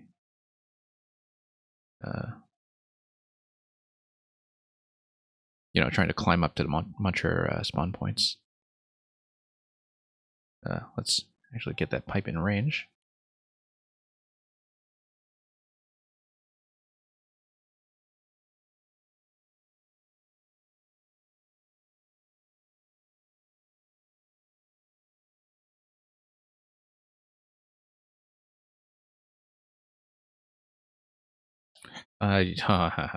Hesitated again. Probably because I overshot last time. Just dying more to forgetfulness than to anything in the actual level. Still need to figure out what happens when I go down that pipe. So I know it triggers a P-switch. I don't know if trying to get to the next pipe on the lower level will just kind of give me an awe. Or if there's something else that's going to happen, because it looks much too obvious that going down the left side, triggering the P-switch, and then going up that pipe is something of a fake out. I need to concentrate on this part and not think ahead so much.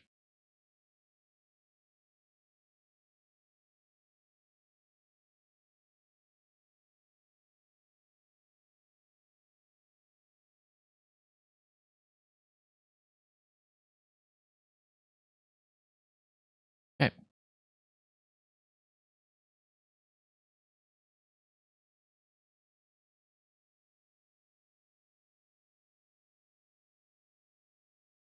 Let's make it through. Okay, let's hold right this time, but not too far right. We will be a sort of reasonable centrist fiscal conservative about this. We will not go too far right.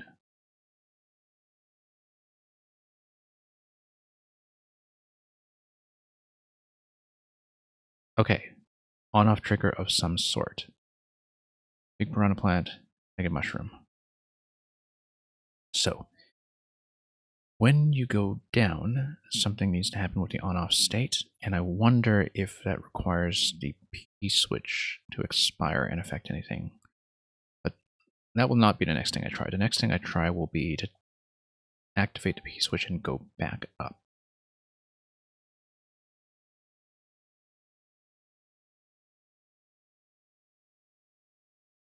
Might be wrong, but I will try it. Realized until that attempt that I had not actually tried that pipe before, but now we know it goes nowhere. Okay, hang right. Let's wait for the bomb first, because we will want to go through when we... down. Try the other way. Yeah.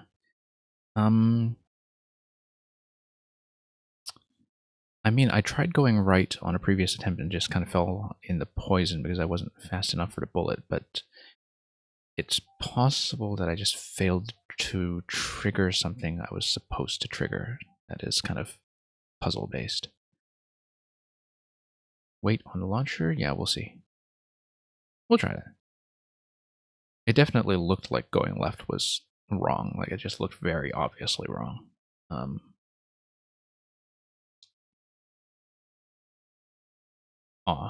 Every single time. Every single time. Always the time-sensitive stuff like that that kind of exposes my weakness.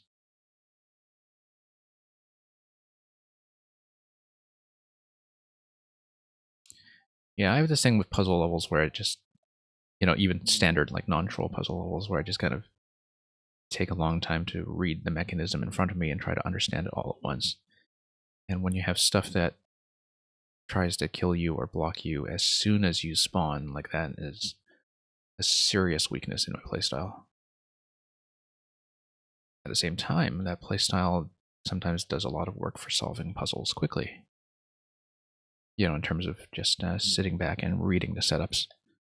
Oh, too far. Okay.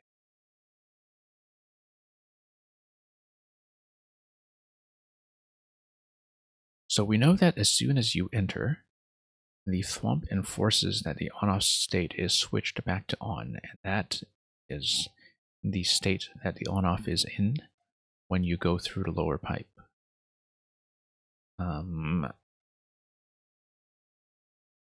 If you can exit the lower pipe while the on-off state is set to off, that gives you safe passage. We don't know how to do that yet, but we do know that the on-off state at this point in the level is on. We're going to wait for the bomb. I actually remember that upper pipe being an awe. So, I wonder what's up with that. So let's, go down and wait in the launcher as you specified. Okay, no P-switch, and presumably no on-off trigger. Or rather, an on-off trigger that puts us in the correct state. Okay, we are once again too slow. I should know by now that this stage doesn't quite let me stop and think, and that there is a form of time pressure every time I pop out a pipe or door. So that is something I should know. Yeah, like that falling muncher. Basically tells you hurry up. Don't dawdle, don't stare. Stand around and stare. Okay.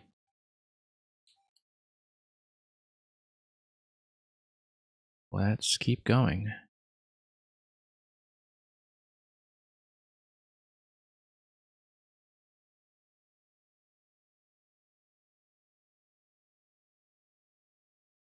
Okay, let's wait for the bomb. In case it is relevant, although if it isn't relevant, we can just go down to pipe directly. Okay, on-off switch. On-off thwomp switch, in fact.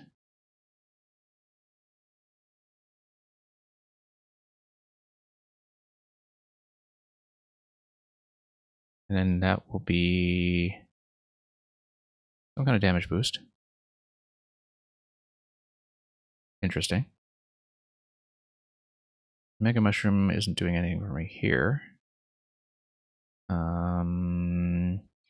That looks like it might be some kind of timer lock where if I were faster, I would have beaten the Muncher to it. But maybe I'm wrong. See if anything happens here. Oh, that's just a block. Okay. And I don't know if anything gives you a safety platform underneath that pipe to the right. So it looks like trying to dash here to the left faster may be the way to go. But let's go left and see if anything changes. Okay. Let's go back and see if anything changes. Wait on the pipe? Yeah. Okay, blocks you anyway. Fine.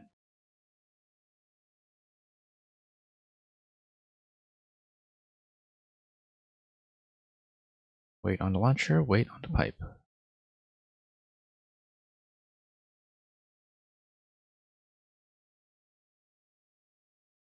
I mean, there are so many pipes there, I'm not actually sure which pipe you mean, but we will kind of read that room and see what we can do. Hellish nightmare contraption, I can't imagine.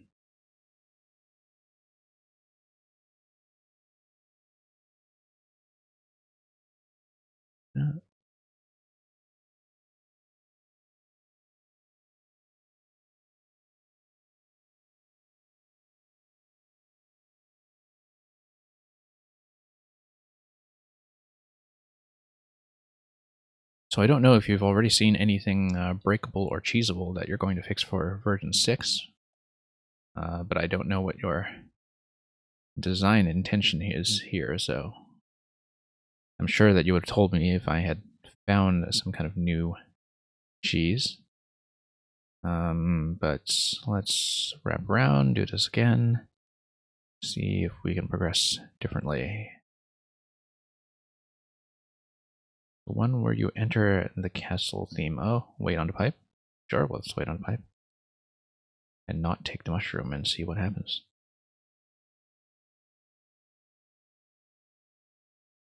Okay. So there is going to be some kind of mushroom power-up base switch as you move on ahead. Whoops. So you're telling me that there is a sort of mushroom state checker switch.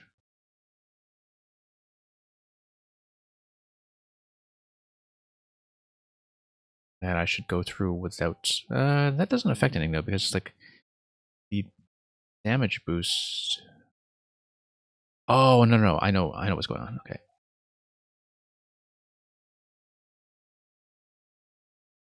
Whoops. Oh. I was still thinking ahead to that room much later.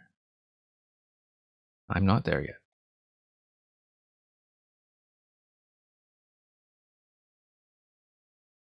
Yeah, I mean, I guess if it blocks the piranha spawn while you're standing right on the pipe.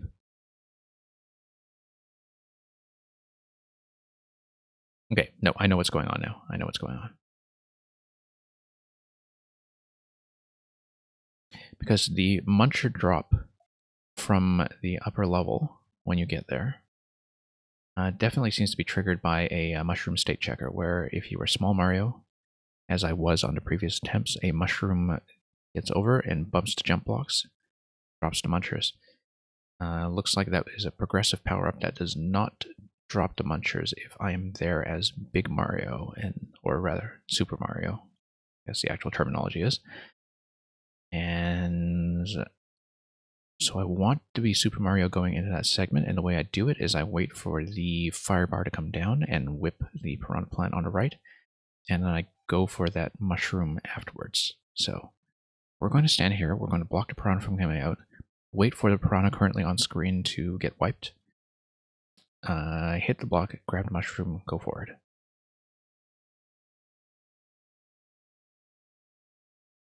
Ding dong. Oh, and that's wrong. Okay. Yeah, the 50 coin is just bait, and I should stop taking it. Yeah. Yeah, that's what I meant. I need the mushroom, because if I have the mushroom, then there's some kind of like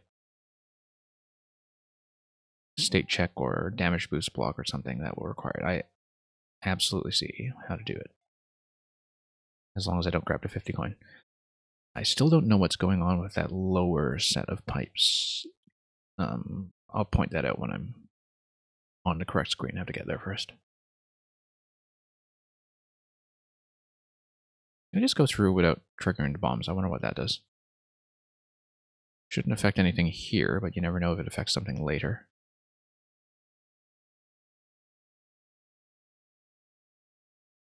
Okay. Let's wait for the firebar.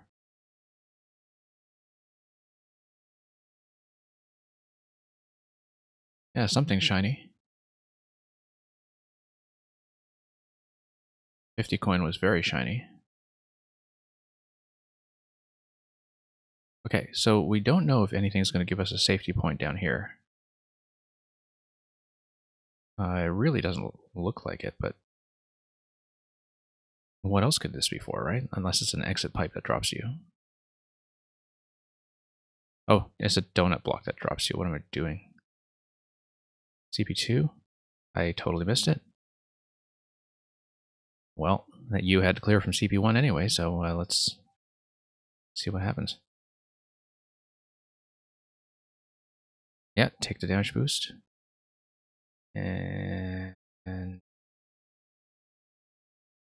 interesting. Interesting. That's not what that door did previously, is it? Yeah, I know. I mean, close to CP2. I saw CP2. I just don't know if it is reachable before the blaster comes down. Oh shoot, did that again.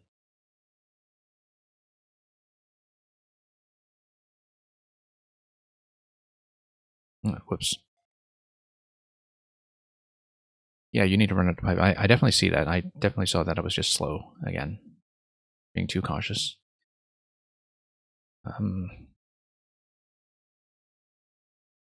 But of course, with a troll level, I can't always tell if taking a CP is just something going to be counterproductive to my progress or not. But CP1 has been fairly generous to me so far, so doesn't look like it's that kind of checkpoint trolling.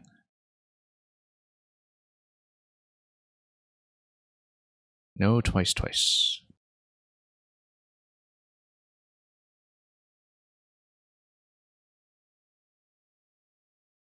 Okay.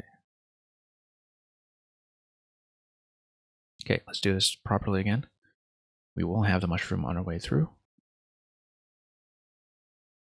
as intended, and we will dash over to the checkpoint. We'll grab checkpoint 2 and see what happens from there.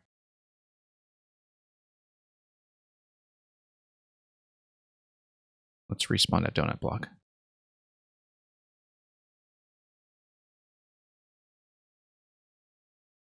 Oh, that's a mistake. I needed that mushroom. Okay. Oh yeah, I can totally hit that flag. Just bad timing on the muncher spawn there. That's fine. That's easily fixable. Easily fixable.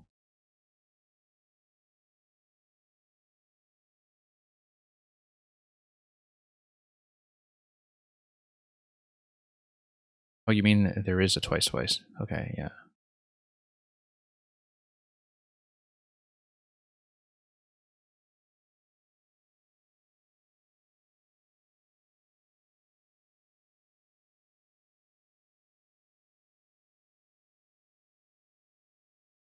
Okay, on-off state is set to on.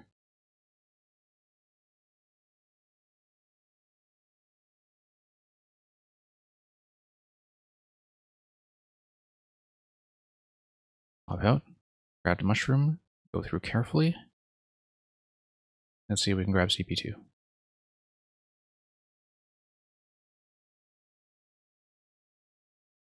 Ding dong, ding dong. Ding dong, ding dong. Oh my goodness. The timing is just awful on that. I think I need to start dropping the donut block and then land back on it as the muncher is retracting. Because I don't see that timing working out much smoother otherwise. But we'll see. Because like just dropping straight down on a donut block I don't think gives me a good enough timing window, at least not with the way that I am executing it. Okay.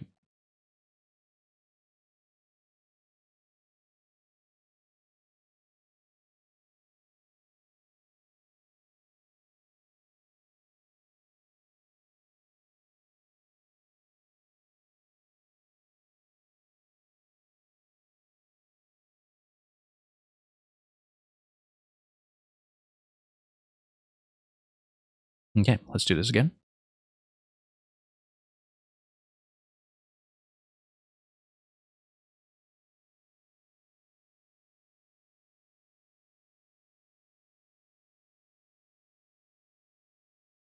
Ding dong, ding dong. Okay, let's get the timing down properly. Damage boost through, grab the flag.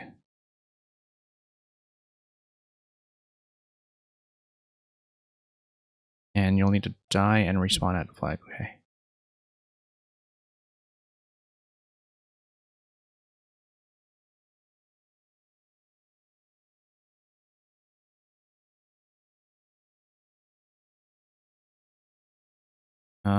No, I need to do it the way I was doing before, where I dash to the right and fall on the coin.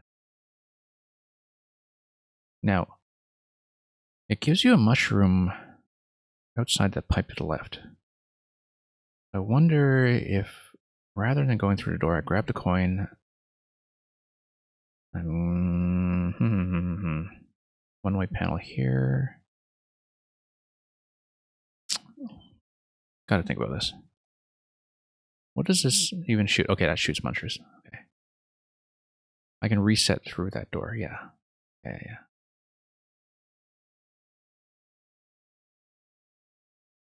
No, I did do that previously, I just jumped through. This was totally doable. Although maybe not with current timing. Okay. Okay, so I reset. And if I come back, maybe something different happens. Got 3 coins remaining.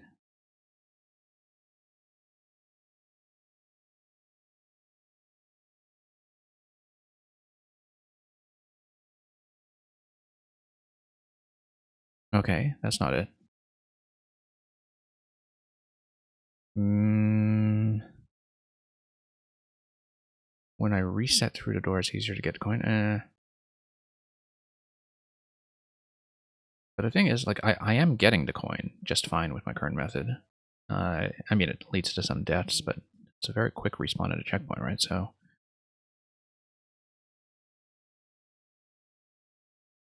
I will have to take a hit, go through a door as Small Mario, and then I think the only thing for me to do from this point is to see if anything changes on the other side. Unless I'm supposed to just go back at a checkpoint. Like, okay, here's how I'm seeing it. I should have gone through this door in the first place when I was at that segment earlier, shouldn't I? Because I feel like progressing requires me to pass through to the left side here. Let's see if anything happens if I drop back down.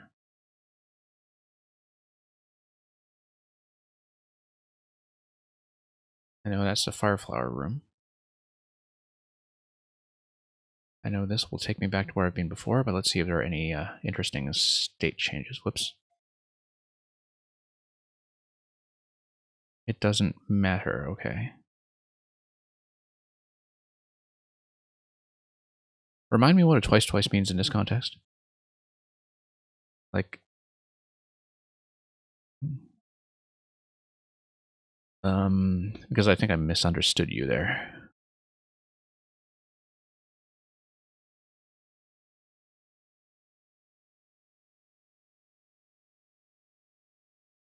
Oops.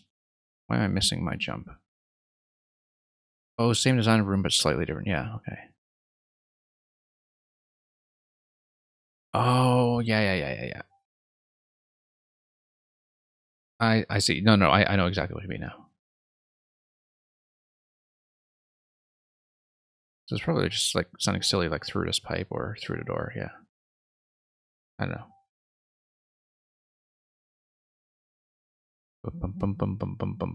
Okay, that's a lull. And, well, I mean, I can just die in this thing here, right? Nope, I can't. Okay.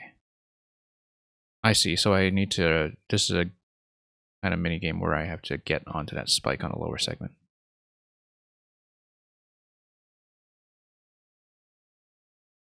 Okay.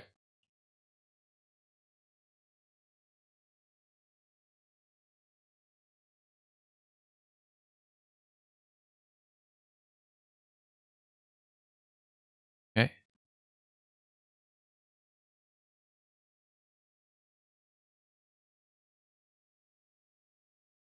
Okay.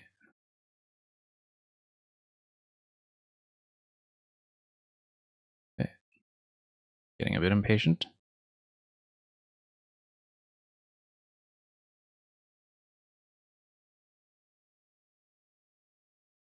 Yeah, get out of the shoe. I figured that out pretty early. As the bounce would just kind of do things to you. Oh, wow, I have to do this 3 times. Okay. No, it's not as bad as it looks. Whoa. It's not as bad as it looks. Yeah, I spoke too soon. Okay. 2 more hits down. Okay, I read this properly earlier. I don't know why I'm screwing it up now. I'm just being way too quick about it. Why don't I just go through the door and try to die through there? Jesus, a donut block. What am I doing? Okay, no. Okay, next time I'm going to try is screw that muncher pipe in the bottom right then. And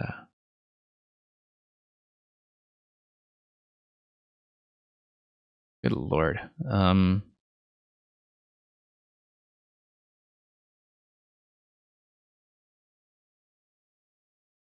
Yeah, well. That's a lull, all right. I'm gonna be having dreams about clouds tonight. Okay. To be honest, though, as far as death games go, this is pretty neat as a setup. I mean, it's fun from a making perspective. Probably burns entities like crazy, though, given how many clouds on tracks you have going here. Okay.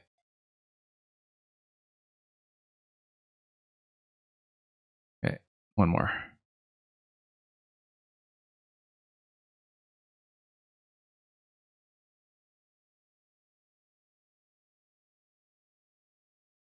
Here we go. They are smiling at me. They're encouraging me. They believe in me. That's wrong.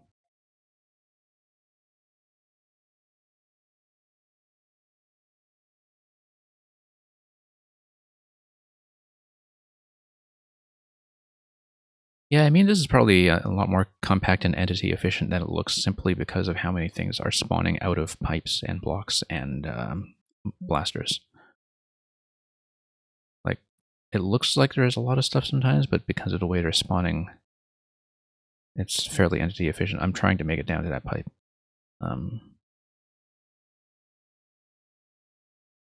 Okay, I'm missing my jump button.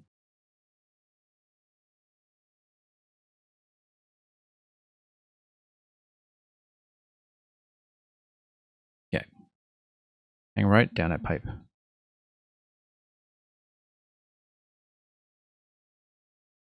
And there's a coin. Okay. Okay. All right. I don't know if I want to get that mushroom.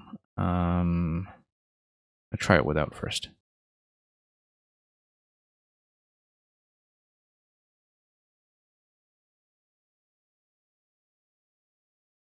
Okay.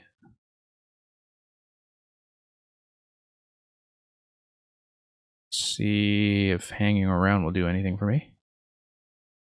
Or if I do need to die, this does look like a death room. Unless I'm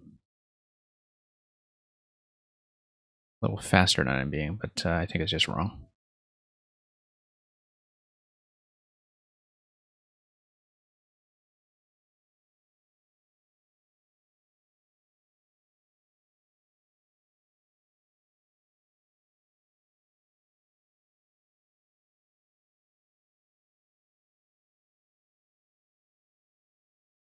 Well, right and right out the door. Okay, let's check it. We have to know. Oh, I see. Okay.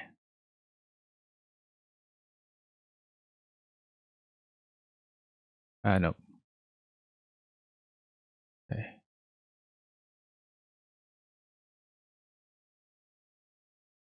Aw, okay. That's a lull.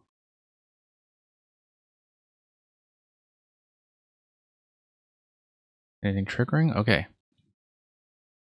See a key door. See a boot. And the key door. Looks like the blaster should be right on top of the goal axe, though, right? From the positioning I'm seeing. Okay, I've got to die a few times to that to look at it properly, I think.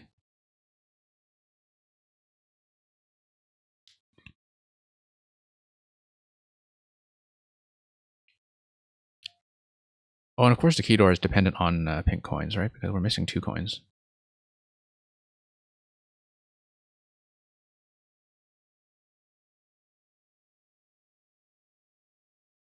Probably doesn't really do anything for me. Okay. Oh, interesting. Oh, no, that's a no. That's a big no down there. Not that I know how to sneak in there anyway. Okay, let's dash. Oh, I see. Booze carry the... Okay.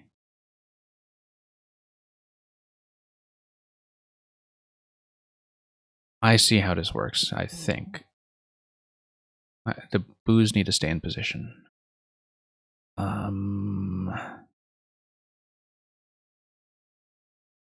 This is gonna be death.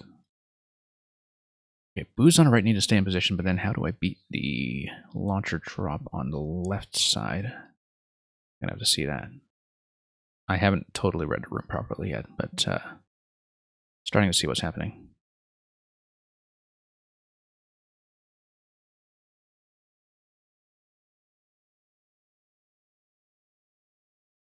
Yeah, I do want the mushroom, right? Hey, I haven't checked what's to the left here yet. No. Although spawning mushroom down towards the icicle, I wonder if that did anything? No. Okay.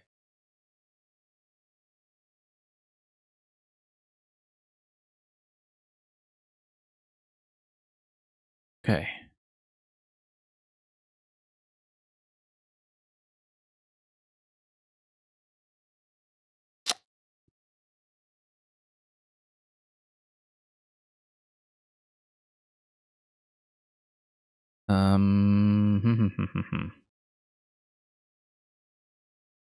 Now, unless there's some way that I can lock my position and run backwards. If I cheese that with the booze, yeah, I mean, but I can't get the boo to make contact and lift this, right? So, well,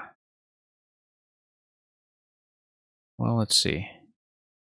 I don't think I can because, no, that's going to drop. That's going to drop. And I don't think I can get this to lift. Does it even lift? No. No, the boos don't make contact once they unstack. They don't make contact with anything, so. I think I just need to think about this with momentum somehow. I'm gonna die. Gotta look at that room properly. Now, on the other hand, if I get the scroll stop on the left side to break quickly enough, perhaps I should be thinking in terms of like a despawn or respawn range.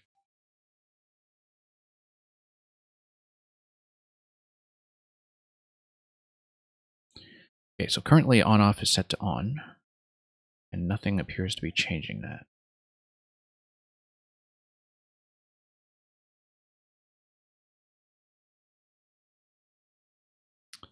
Go in the pipe, huh? Go in the pipe. Interesting.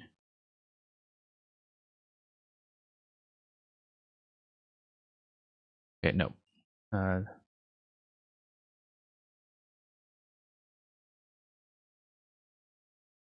Yeah. So I just need to not unstack that boo. And I need to not die when I'm standing still there. You would think I would learn that by now. Nope, that's gonna be death. Oh, I see what you mean by doing this easier by just going through the door, but yeah, whatever.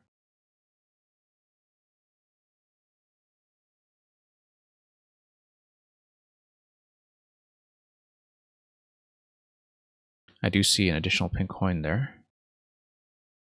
Do I want the mushroom? Yes. Although I would have to lose it anyway to go through that segment on the left. So let's make sure we keep facing this way. Hold that boo in position. Yeah, lost a mushroom. I don't know if the mushroom can be kept, really. Okay.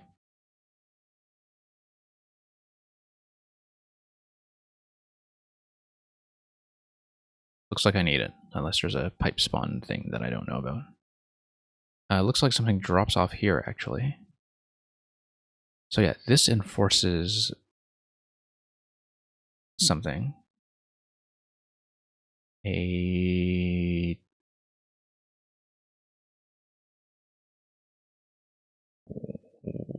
Okay, shortcut.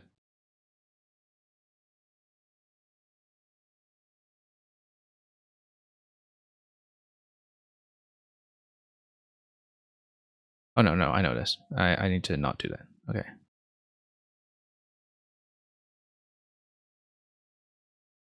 Can I get a mushroom here and go down to pipe? No.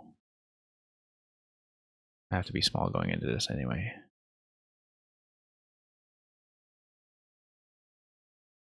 Did I ever check that? No. It's no good anyway. I need to boot. Yeah, I know I've been CP1. And I know that CP1, like, there's no power up that allows me to shortcut through it, but hang on just a second.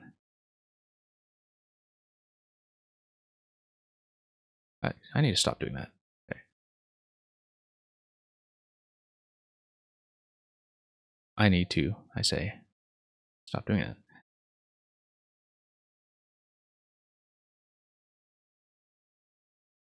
Oh, I see. So the CP1 trap is if somebody like tries to cheese it by having a mushroom and ducking under, right? And trying to slide under the saw. I mean, I see what the CP1 trap is for, like what it's doing. That it is there to prevent somebody from entering that room with a mushroom and doing a slide. I don't need that. So that tells me that I can't just enter that segment with a mushroom. So that is a clue. That's a useful clue. We are back here with our old friend. And our other old friend.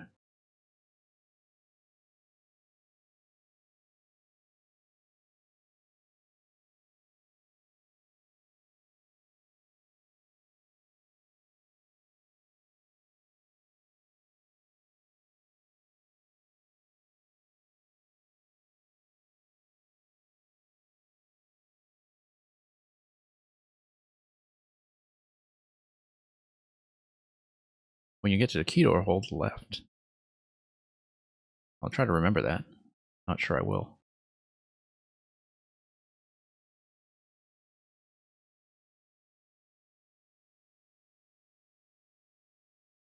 But yeah, that's a helpful clue. I'm just not sure I'll remember that when the moment comes. Oh, whoops. Being too eager.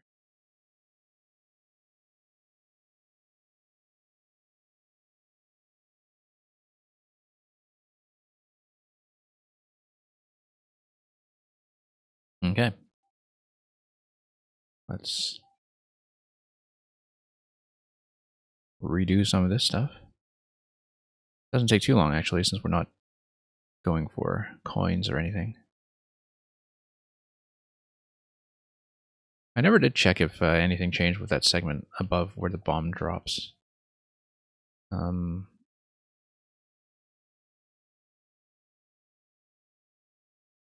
Must have taken quite a bit of testing to make sure all the mechanisms still work on the second pass after the CP1 trap. But I mean, we're just restarting from CP1, so, you know, no difference for us here, apart from having grabbed the coins.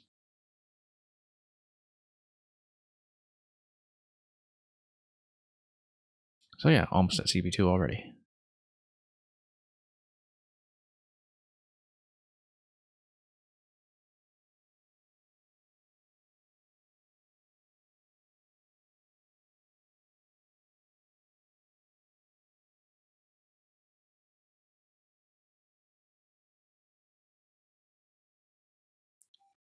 Oddly enough, that would have let me get through here with Big Mario.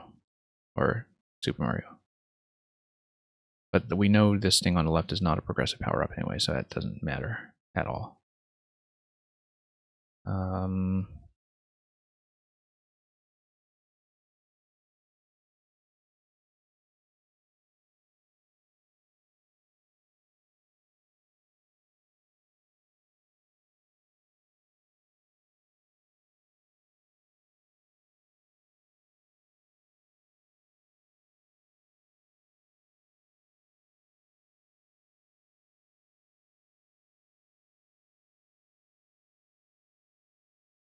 Oh, we're just slow. I think this must be a speed thing of some sort. Okay, where does the spike ball drop or spawn?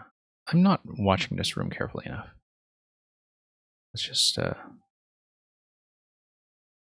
I mean, it says somewhere that we need a mushroom, right? So, and that looks correct. It looks like there's supposed to be a mushroom spawn that like kind of pops out here and we just need to race it. Run and duck through that. Well, we know run and duck's not going to work because of that pipe there. We're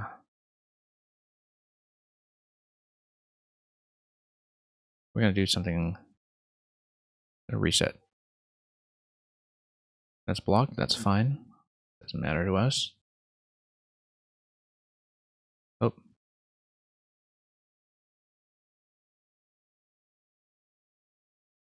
Okay, I gotta look at how things actually spawn there.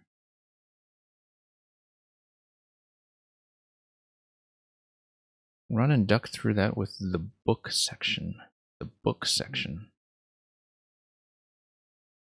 Or the boo section? Boo section, okay. Yeah, get through with the mushroom.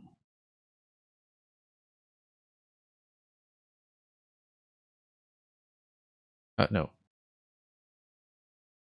Gotta maintain position on that blaster, that's the challenge here. Oh my goodness.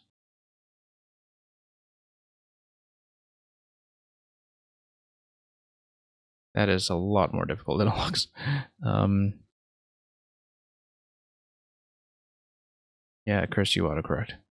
Okay, saw blade drops through there. We don't know what drops through here. Oh, it looks like I just need to take damage, and while I am damaged here, run through. Okay. So yeah, no, I have the right idea. I just didn't execute it.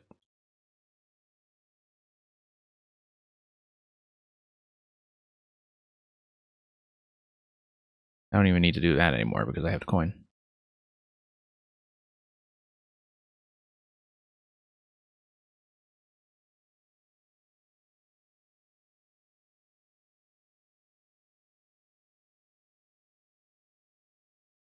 Okay. We gotta do something about it.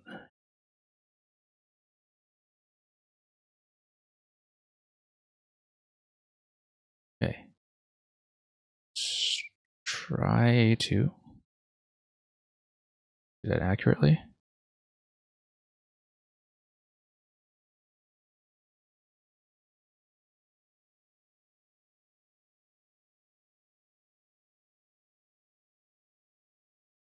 Take damage, run through. Yay, yay, yay. Now what's this? Okay, so red pipe. Guess I should be looking out for red pipes. I mean, there are so many pipes. Red pipes, okay. And that enforces Small Mario. So there's red pipe that I should be going through as Super Mario.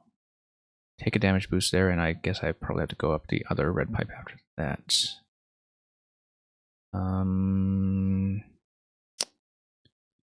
Okay. Let me take a look at this again. Didn't feel like I read it very carefully. I don't even need to do that.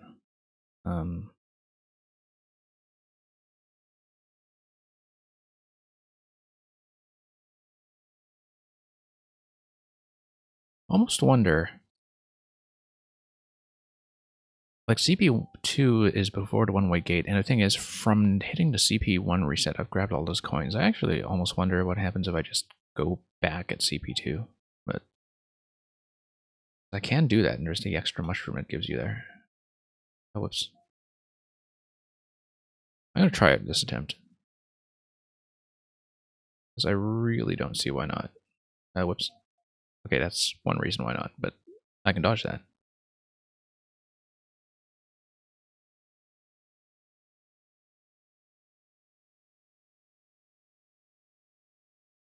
Maybe not. That looks pretty safe.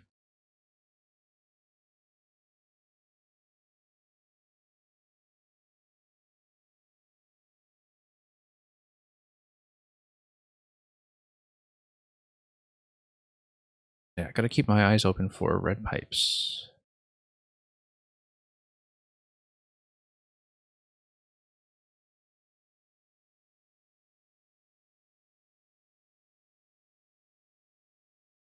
Oh, come on, scroll stop. Work with me here. Okay.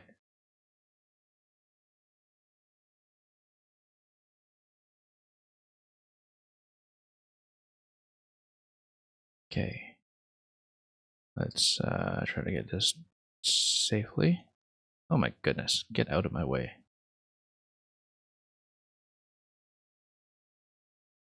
Okay.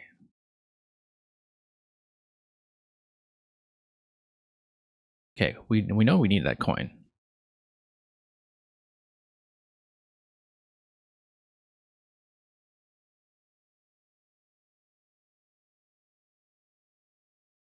Okay. So we're going to take the hit. We are going to grab the coin. And I feel like after grabbing the coin, that resetting to CPU1...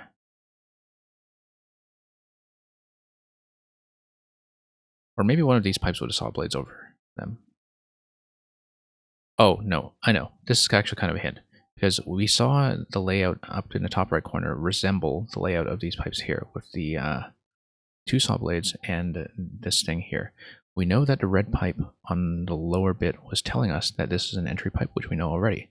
That tells us that the pipe on the top right is also an entry pipe because it's also marked as red in the top part. I understand it.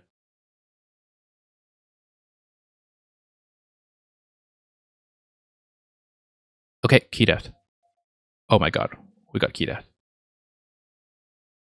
Oh my goodness, we got key death. We gotta start over. Unless the keys don't matter.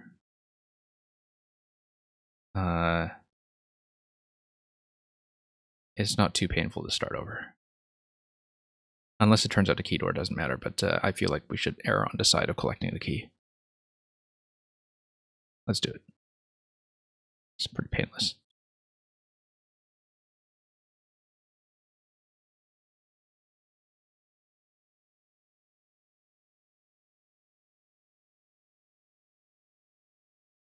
What just happened? Oh, I see what just happened. I haven't seen this in ages. That's the issue. Okay. Didn't wait for the scroll stop to break. No. Okay, start over. Okay.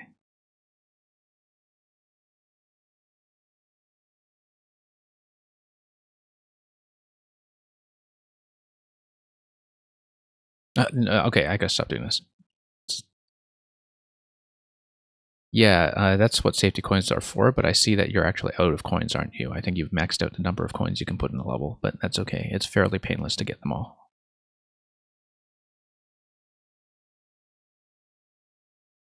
The thing is, unless you remove a coin from this, stop doing that. Unless you remove a coin from the subworld. So yeah, the reason that you don't have the key coins after death is because when you get the key, it resets the coins to 0, and so you respawn with 0. So you would basically have to get rid of one coin in that subworld to add a safety coin after the final lock. And yeah, so that I think is I need to stop doing this.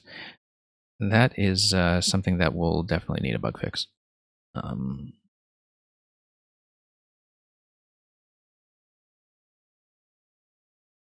Wait. This is important.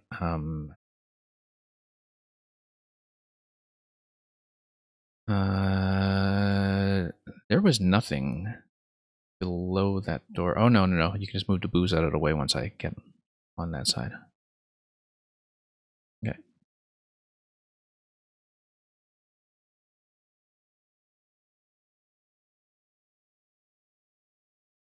Am I missing this all of a sudden? Okay.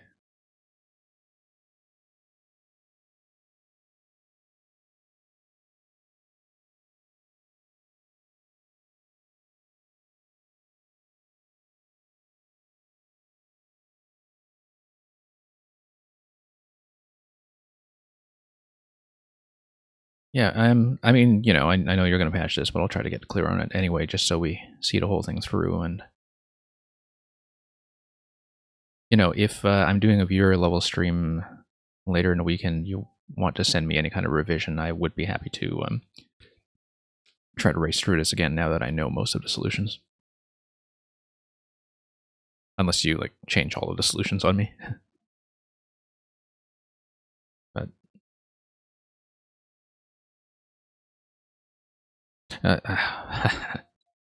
our old friend.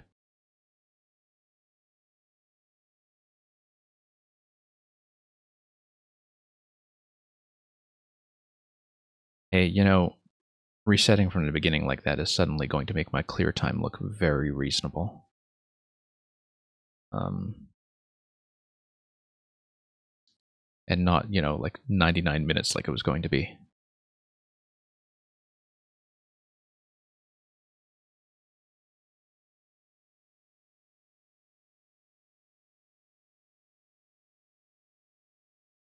Okay, hang right and down.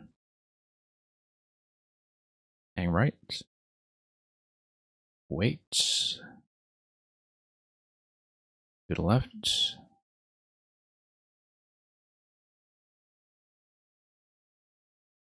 Okay. Let's hang around here for a minute. And mushroom. All the way to the right.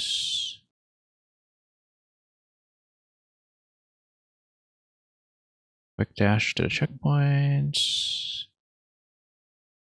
Let's return to the door to grab the coin. No, that's wrong. We need to do it the classic way. I'm sure that's not how you clear checked it, but I find that much more reliable. Okay.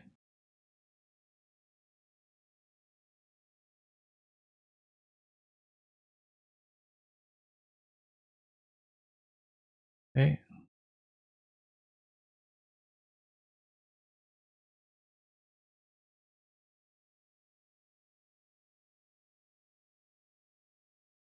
Oh no.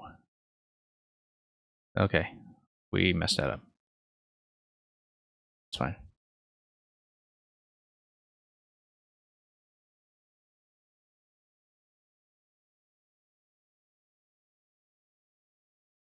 Yeah, I guess you caught me at a good time. I'm glad you have stayed all this time to kind of see this whole thing tested.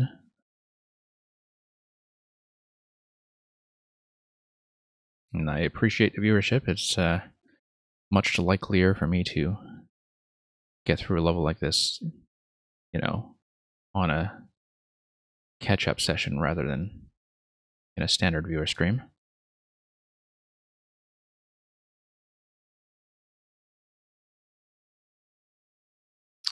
Okay. Dash.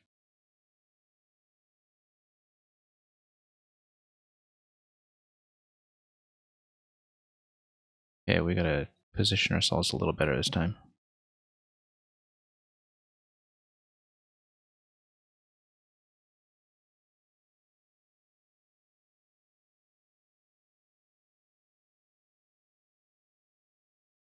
No.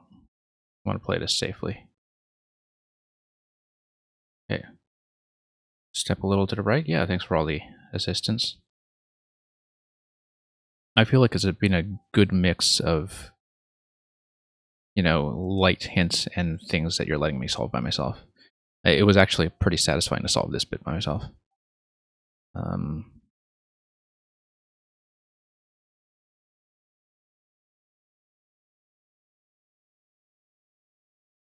Okay, I was kind of afraid of it. No, I need to hit the on-off switch, and I need to... Well, I mean, I didn't want to grab the coin there because I didn't want the key death, and I wanted to read the room properly, and I may actually just have to die there a few more times. Down in the boots, yeah. No, I know, I can tell that because of the monster setup there.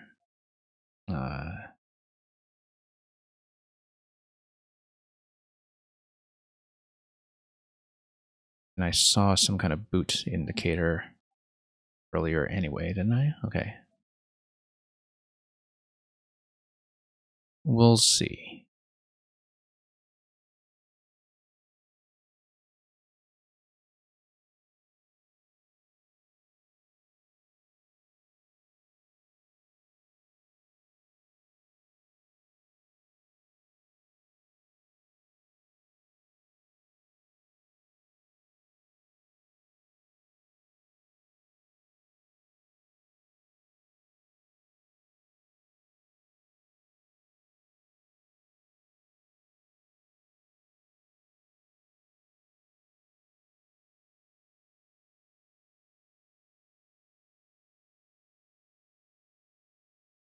Yeah, I've actually got plenty of time to run under that thing.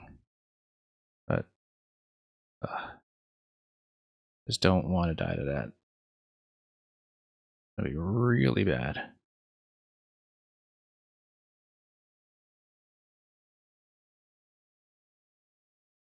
Want to proceed very carefully through here. I know the timing probably allows me to be a little faster, but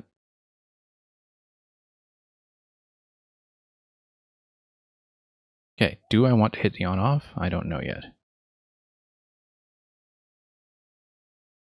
Feel like I should leave it alone. But this, no, I need to go through because there's a snake block, right? So,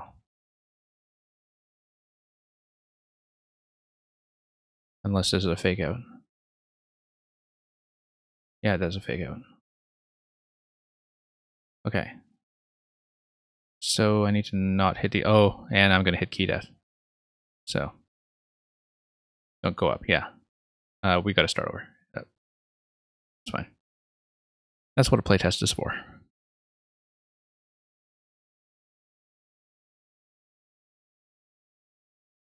I mean, a lot of people were not going to get far enough to show you that there is a key death issue in this level. So, no. Okay, so we'll sit through a lot of our old friends again. We will wait for the scroll stop this time.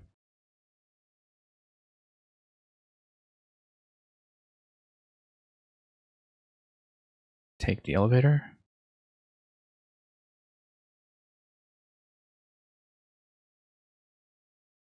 Oh, okay. Slid right into that thing.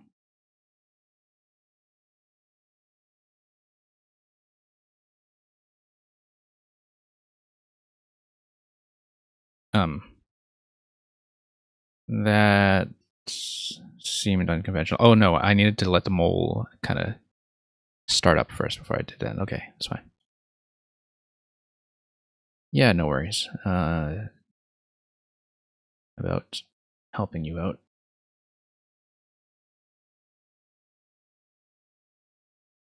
Oh, I did that again. Okay. Gotta remember this whole thing.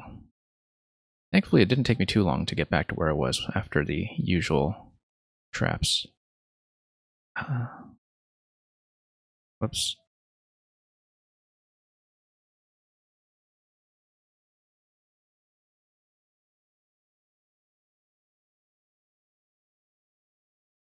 Wow, okay.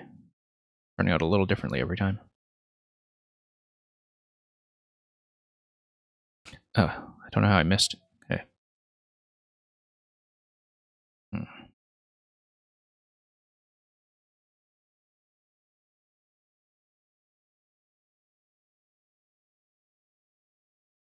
No.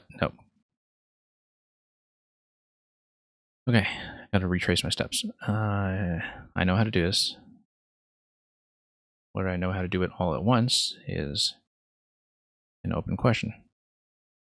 I can't believe I keep doing that.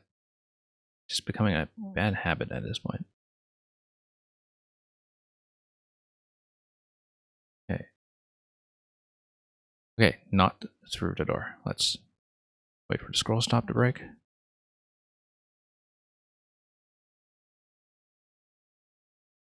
Let's go to the lower level. Hug the saw blade. Wait for the mushroom. Down we go, past the seesaw. Hit a checkpoint. Oh, I know for the clear check, I guess you're supposed to stomp the bonsai and then get through the pipe immediately.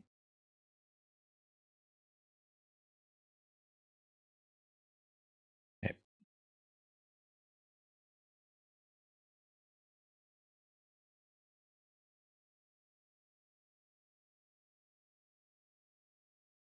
Oh.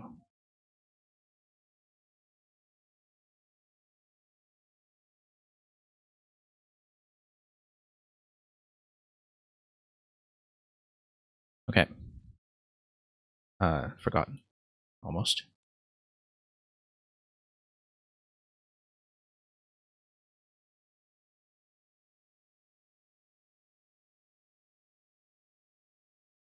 Yeah, like if this were kind of a normal viewer session, I definitely would not have restarted from the key death, I think.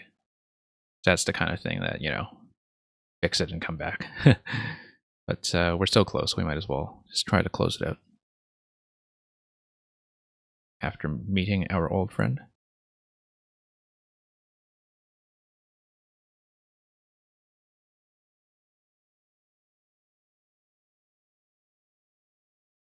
Okay.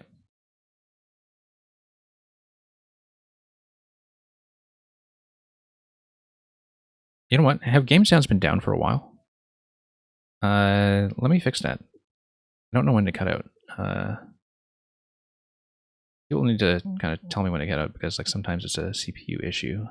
Sorry, I'll just fix that for a sec so you can actually hear sounds.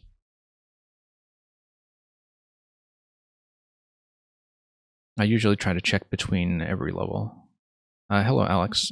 This is not really a regular viewer stream. I'm just finishing an unfinished level from a week or two ago.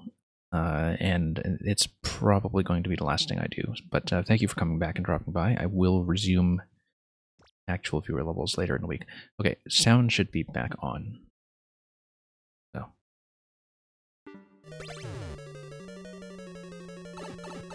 I don't know how long sound has been gone. I didn't... I've been having that problem a lot lately, and it's some kind of processing lag where my CPU hits a snag and it throttles the audio. And it's been happening almost every single stream, and I don't know if there's actually anything I can do on my side to fix it. Apart from, waiting for a software update of my streaming software or something.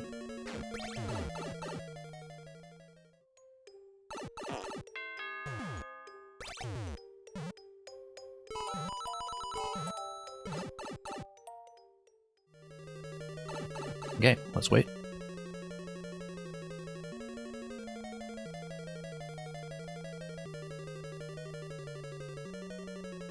And that's gonna get popped. We'll make our way through. Hopefully not mess up timing on this guy and get through to CP2.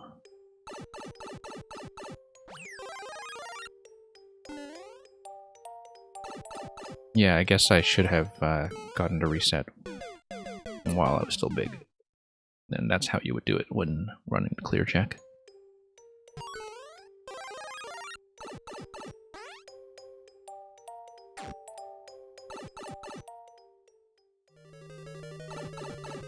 Okay. Almost back to where we were.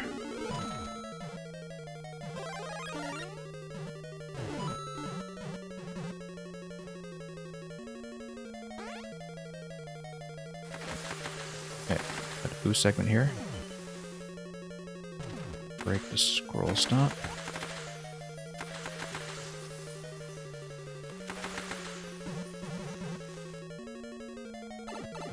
Okay. That went a fair bit better.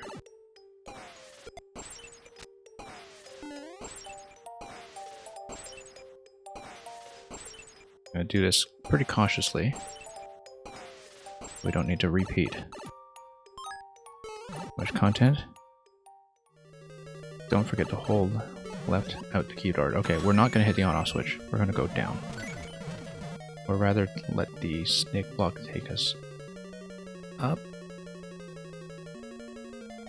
Oh no, are you supposed to go through the saw blade to the left and get back to the original segment near the beginning? No.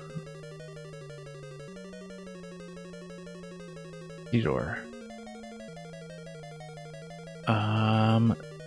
Oh no, I get it. I get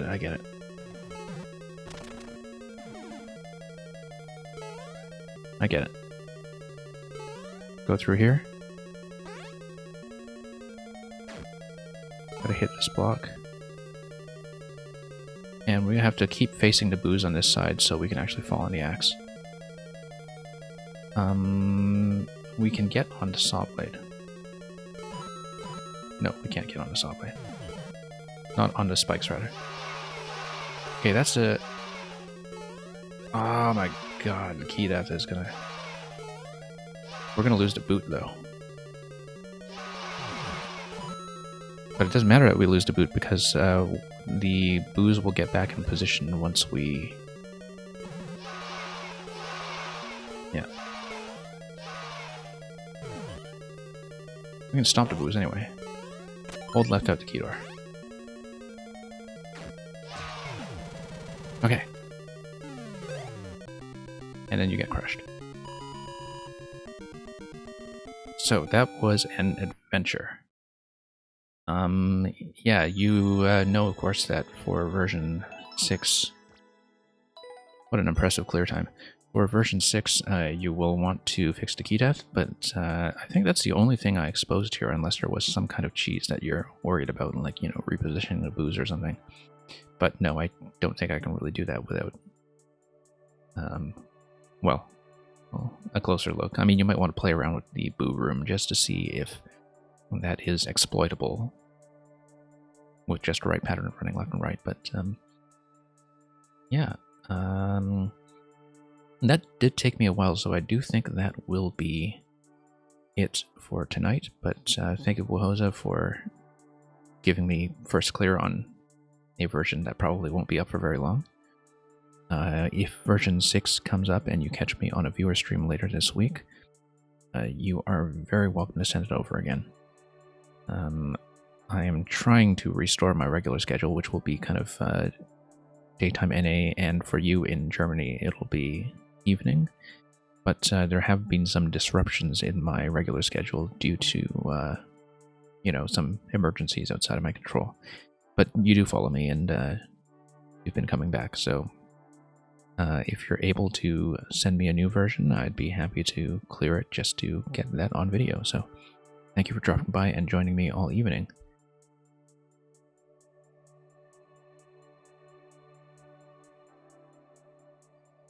And I'm glad that on the final attempt I actually got audio back on. And I'll have to check afterwards to see how long it was disabled. I am going to see if anybody's raidable, although it's not going to be much of a raid, of course. And maybe just pass you on, although if you are done for today, have a good day, happy building.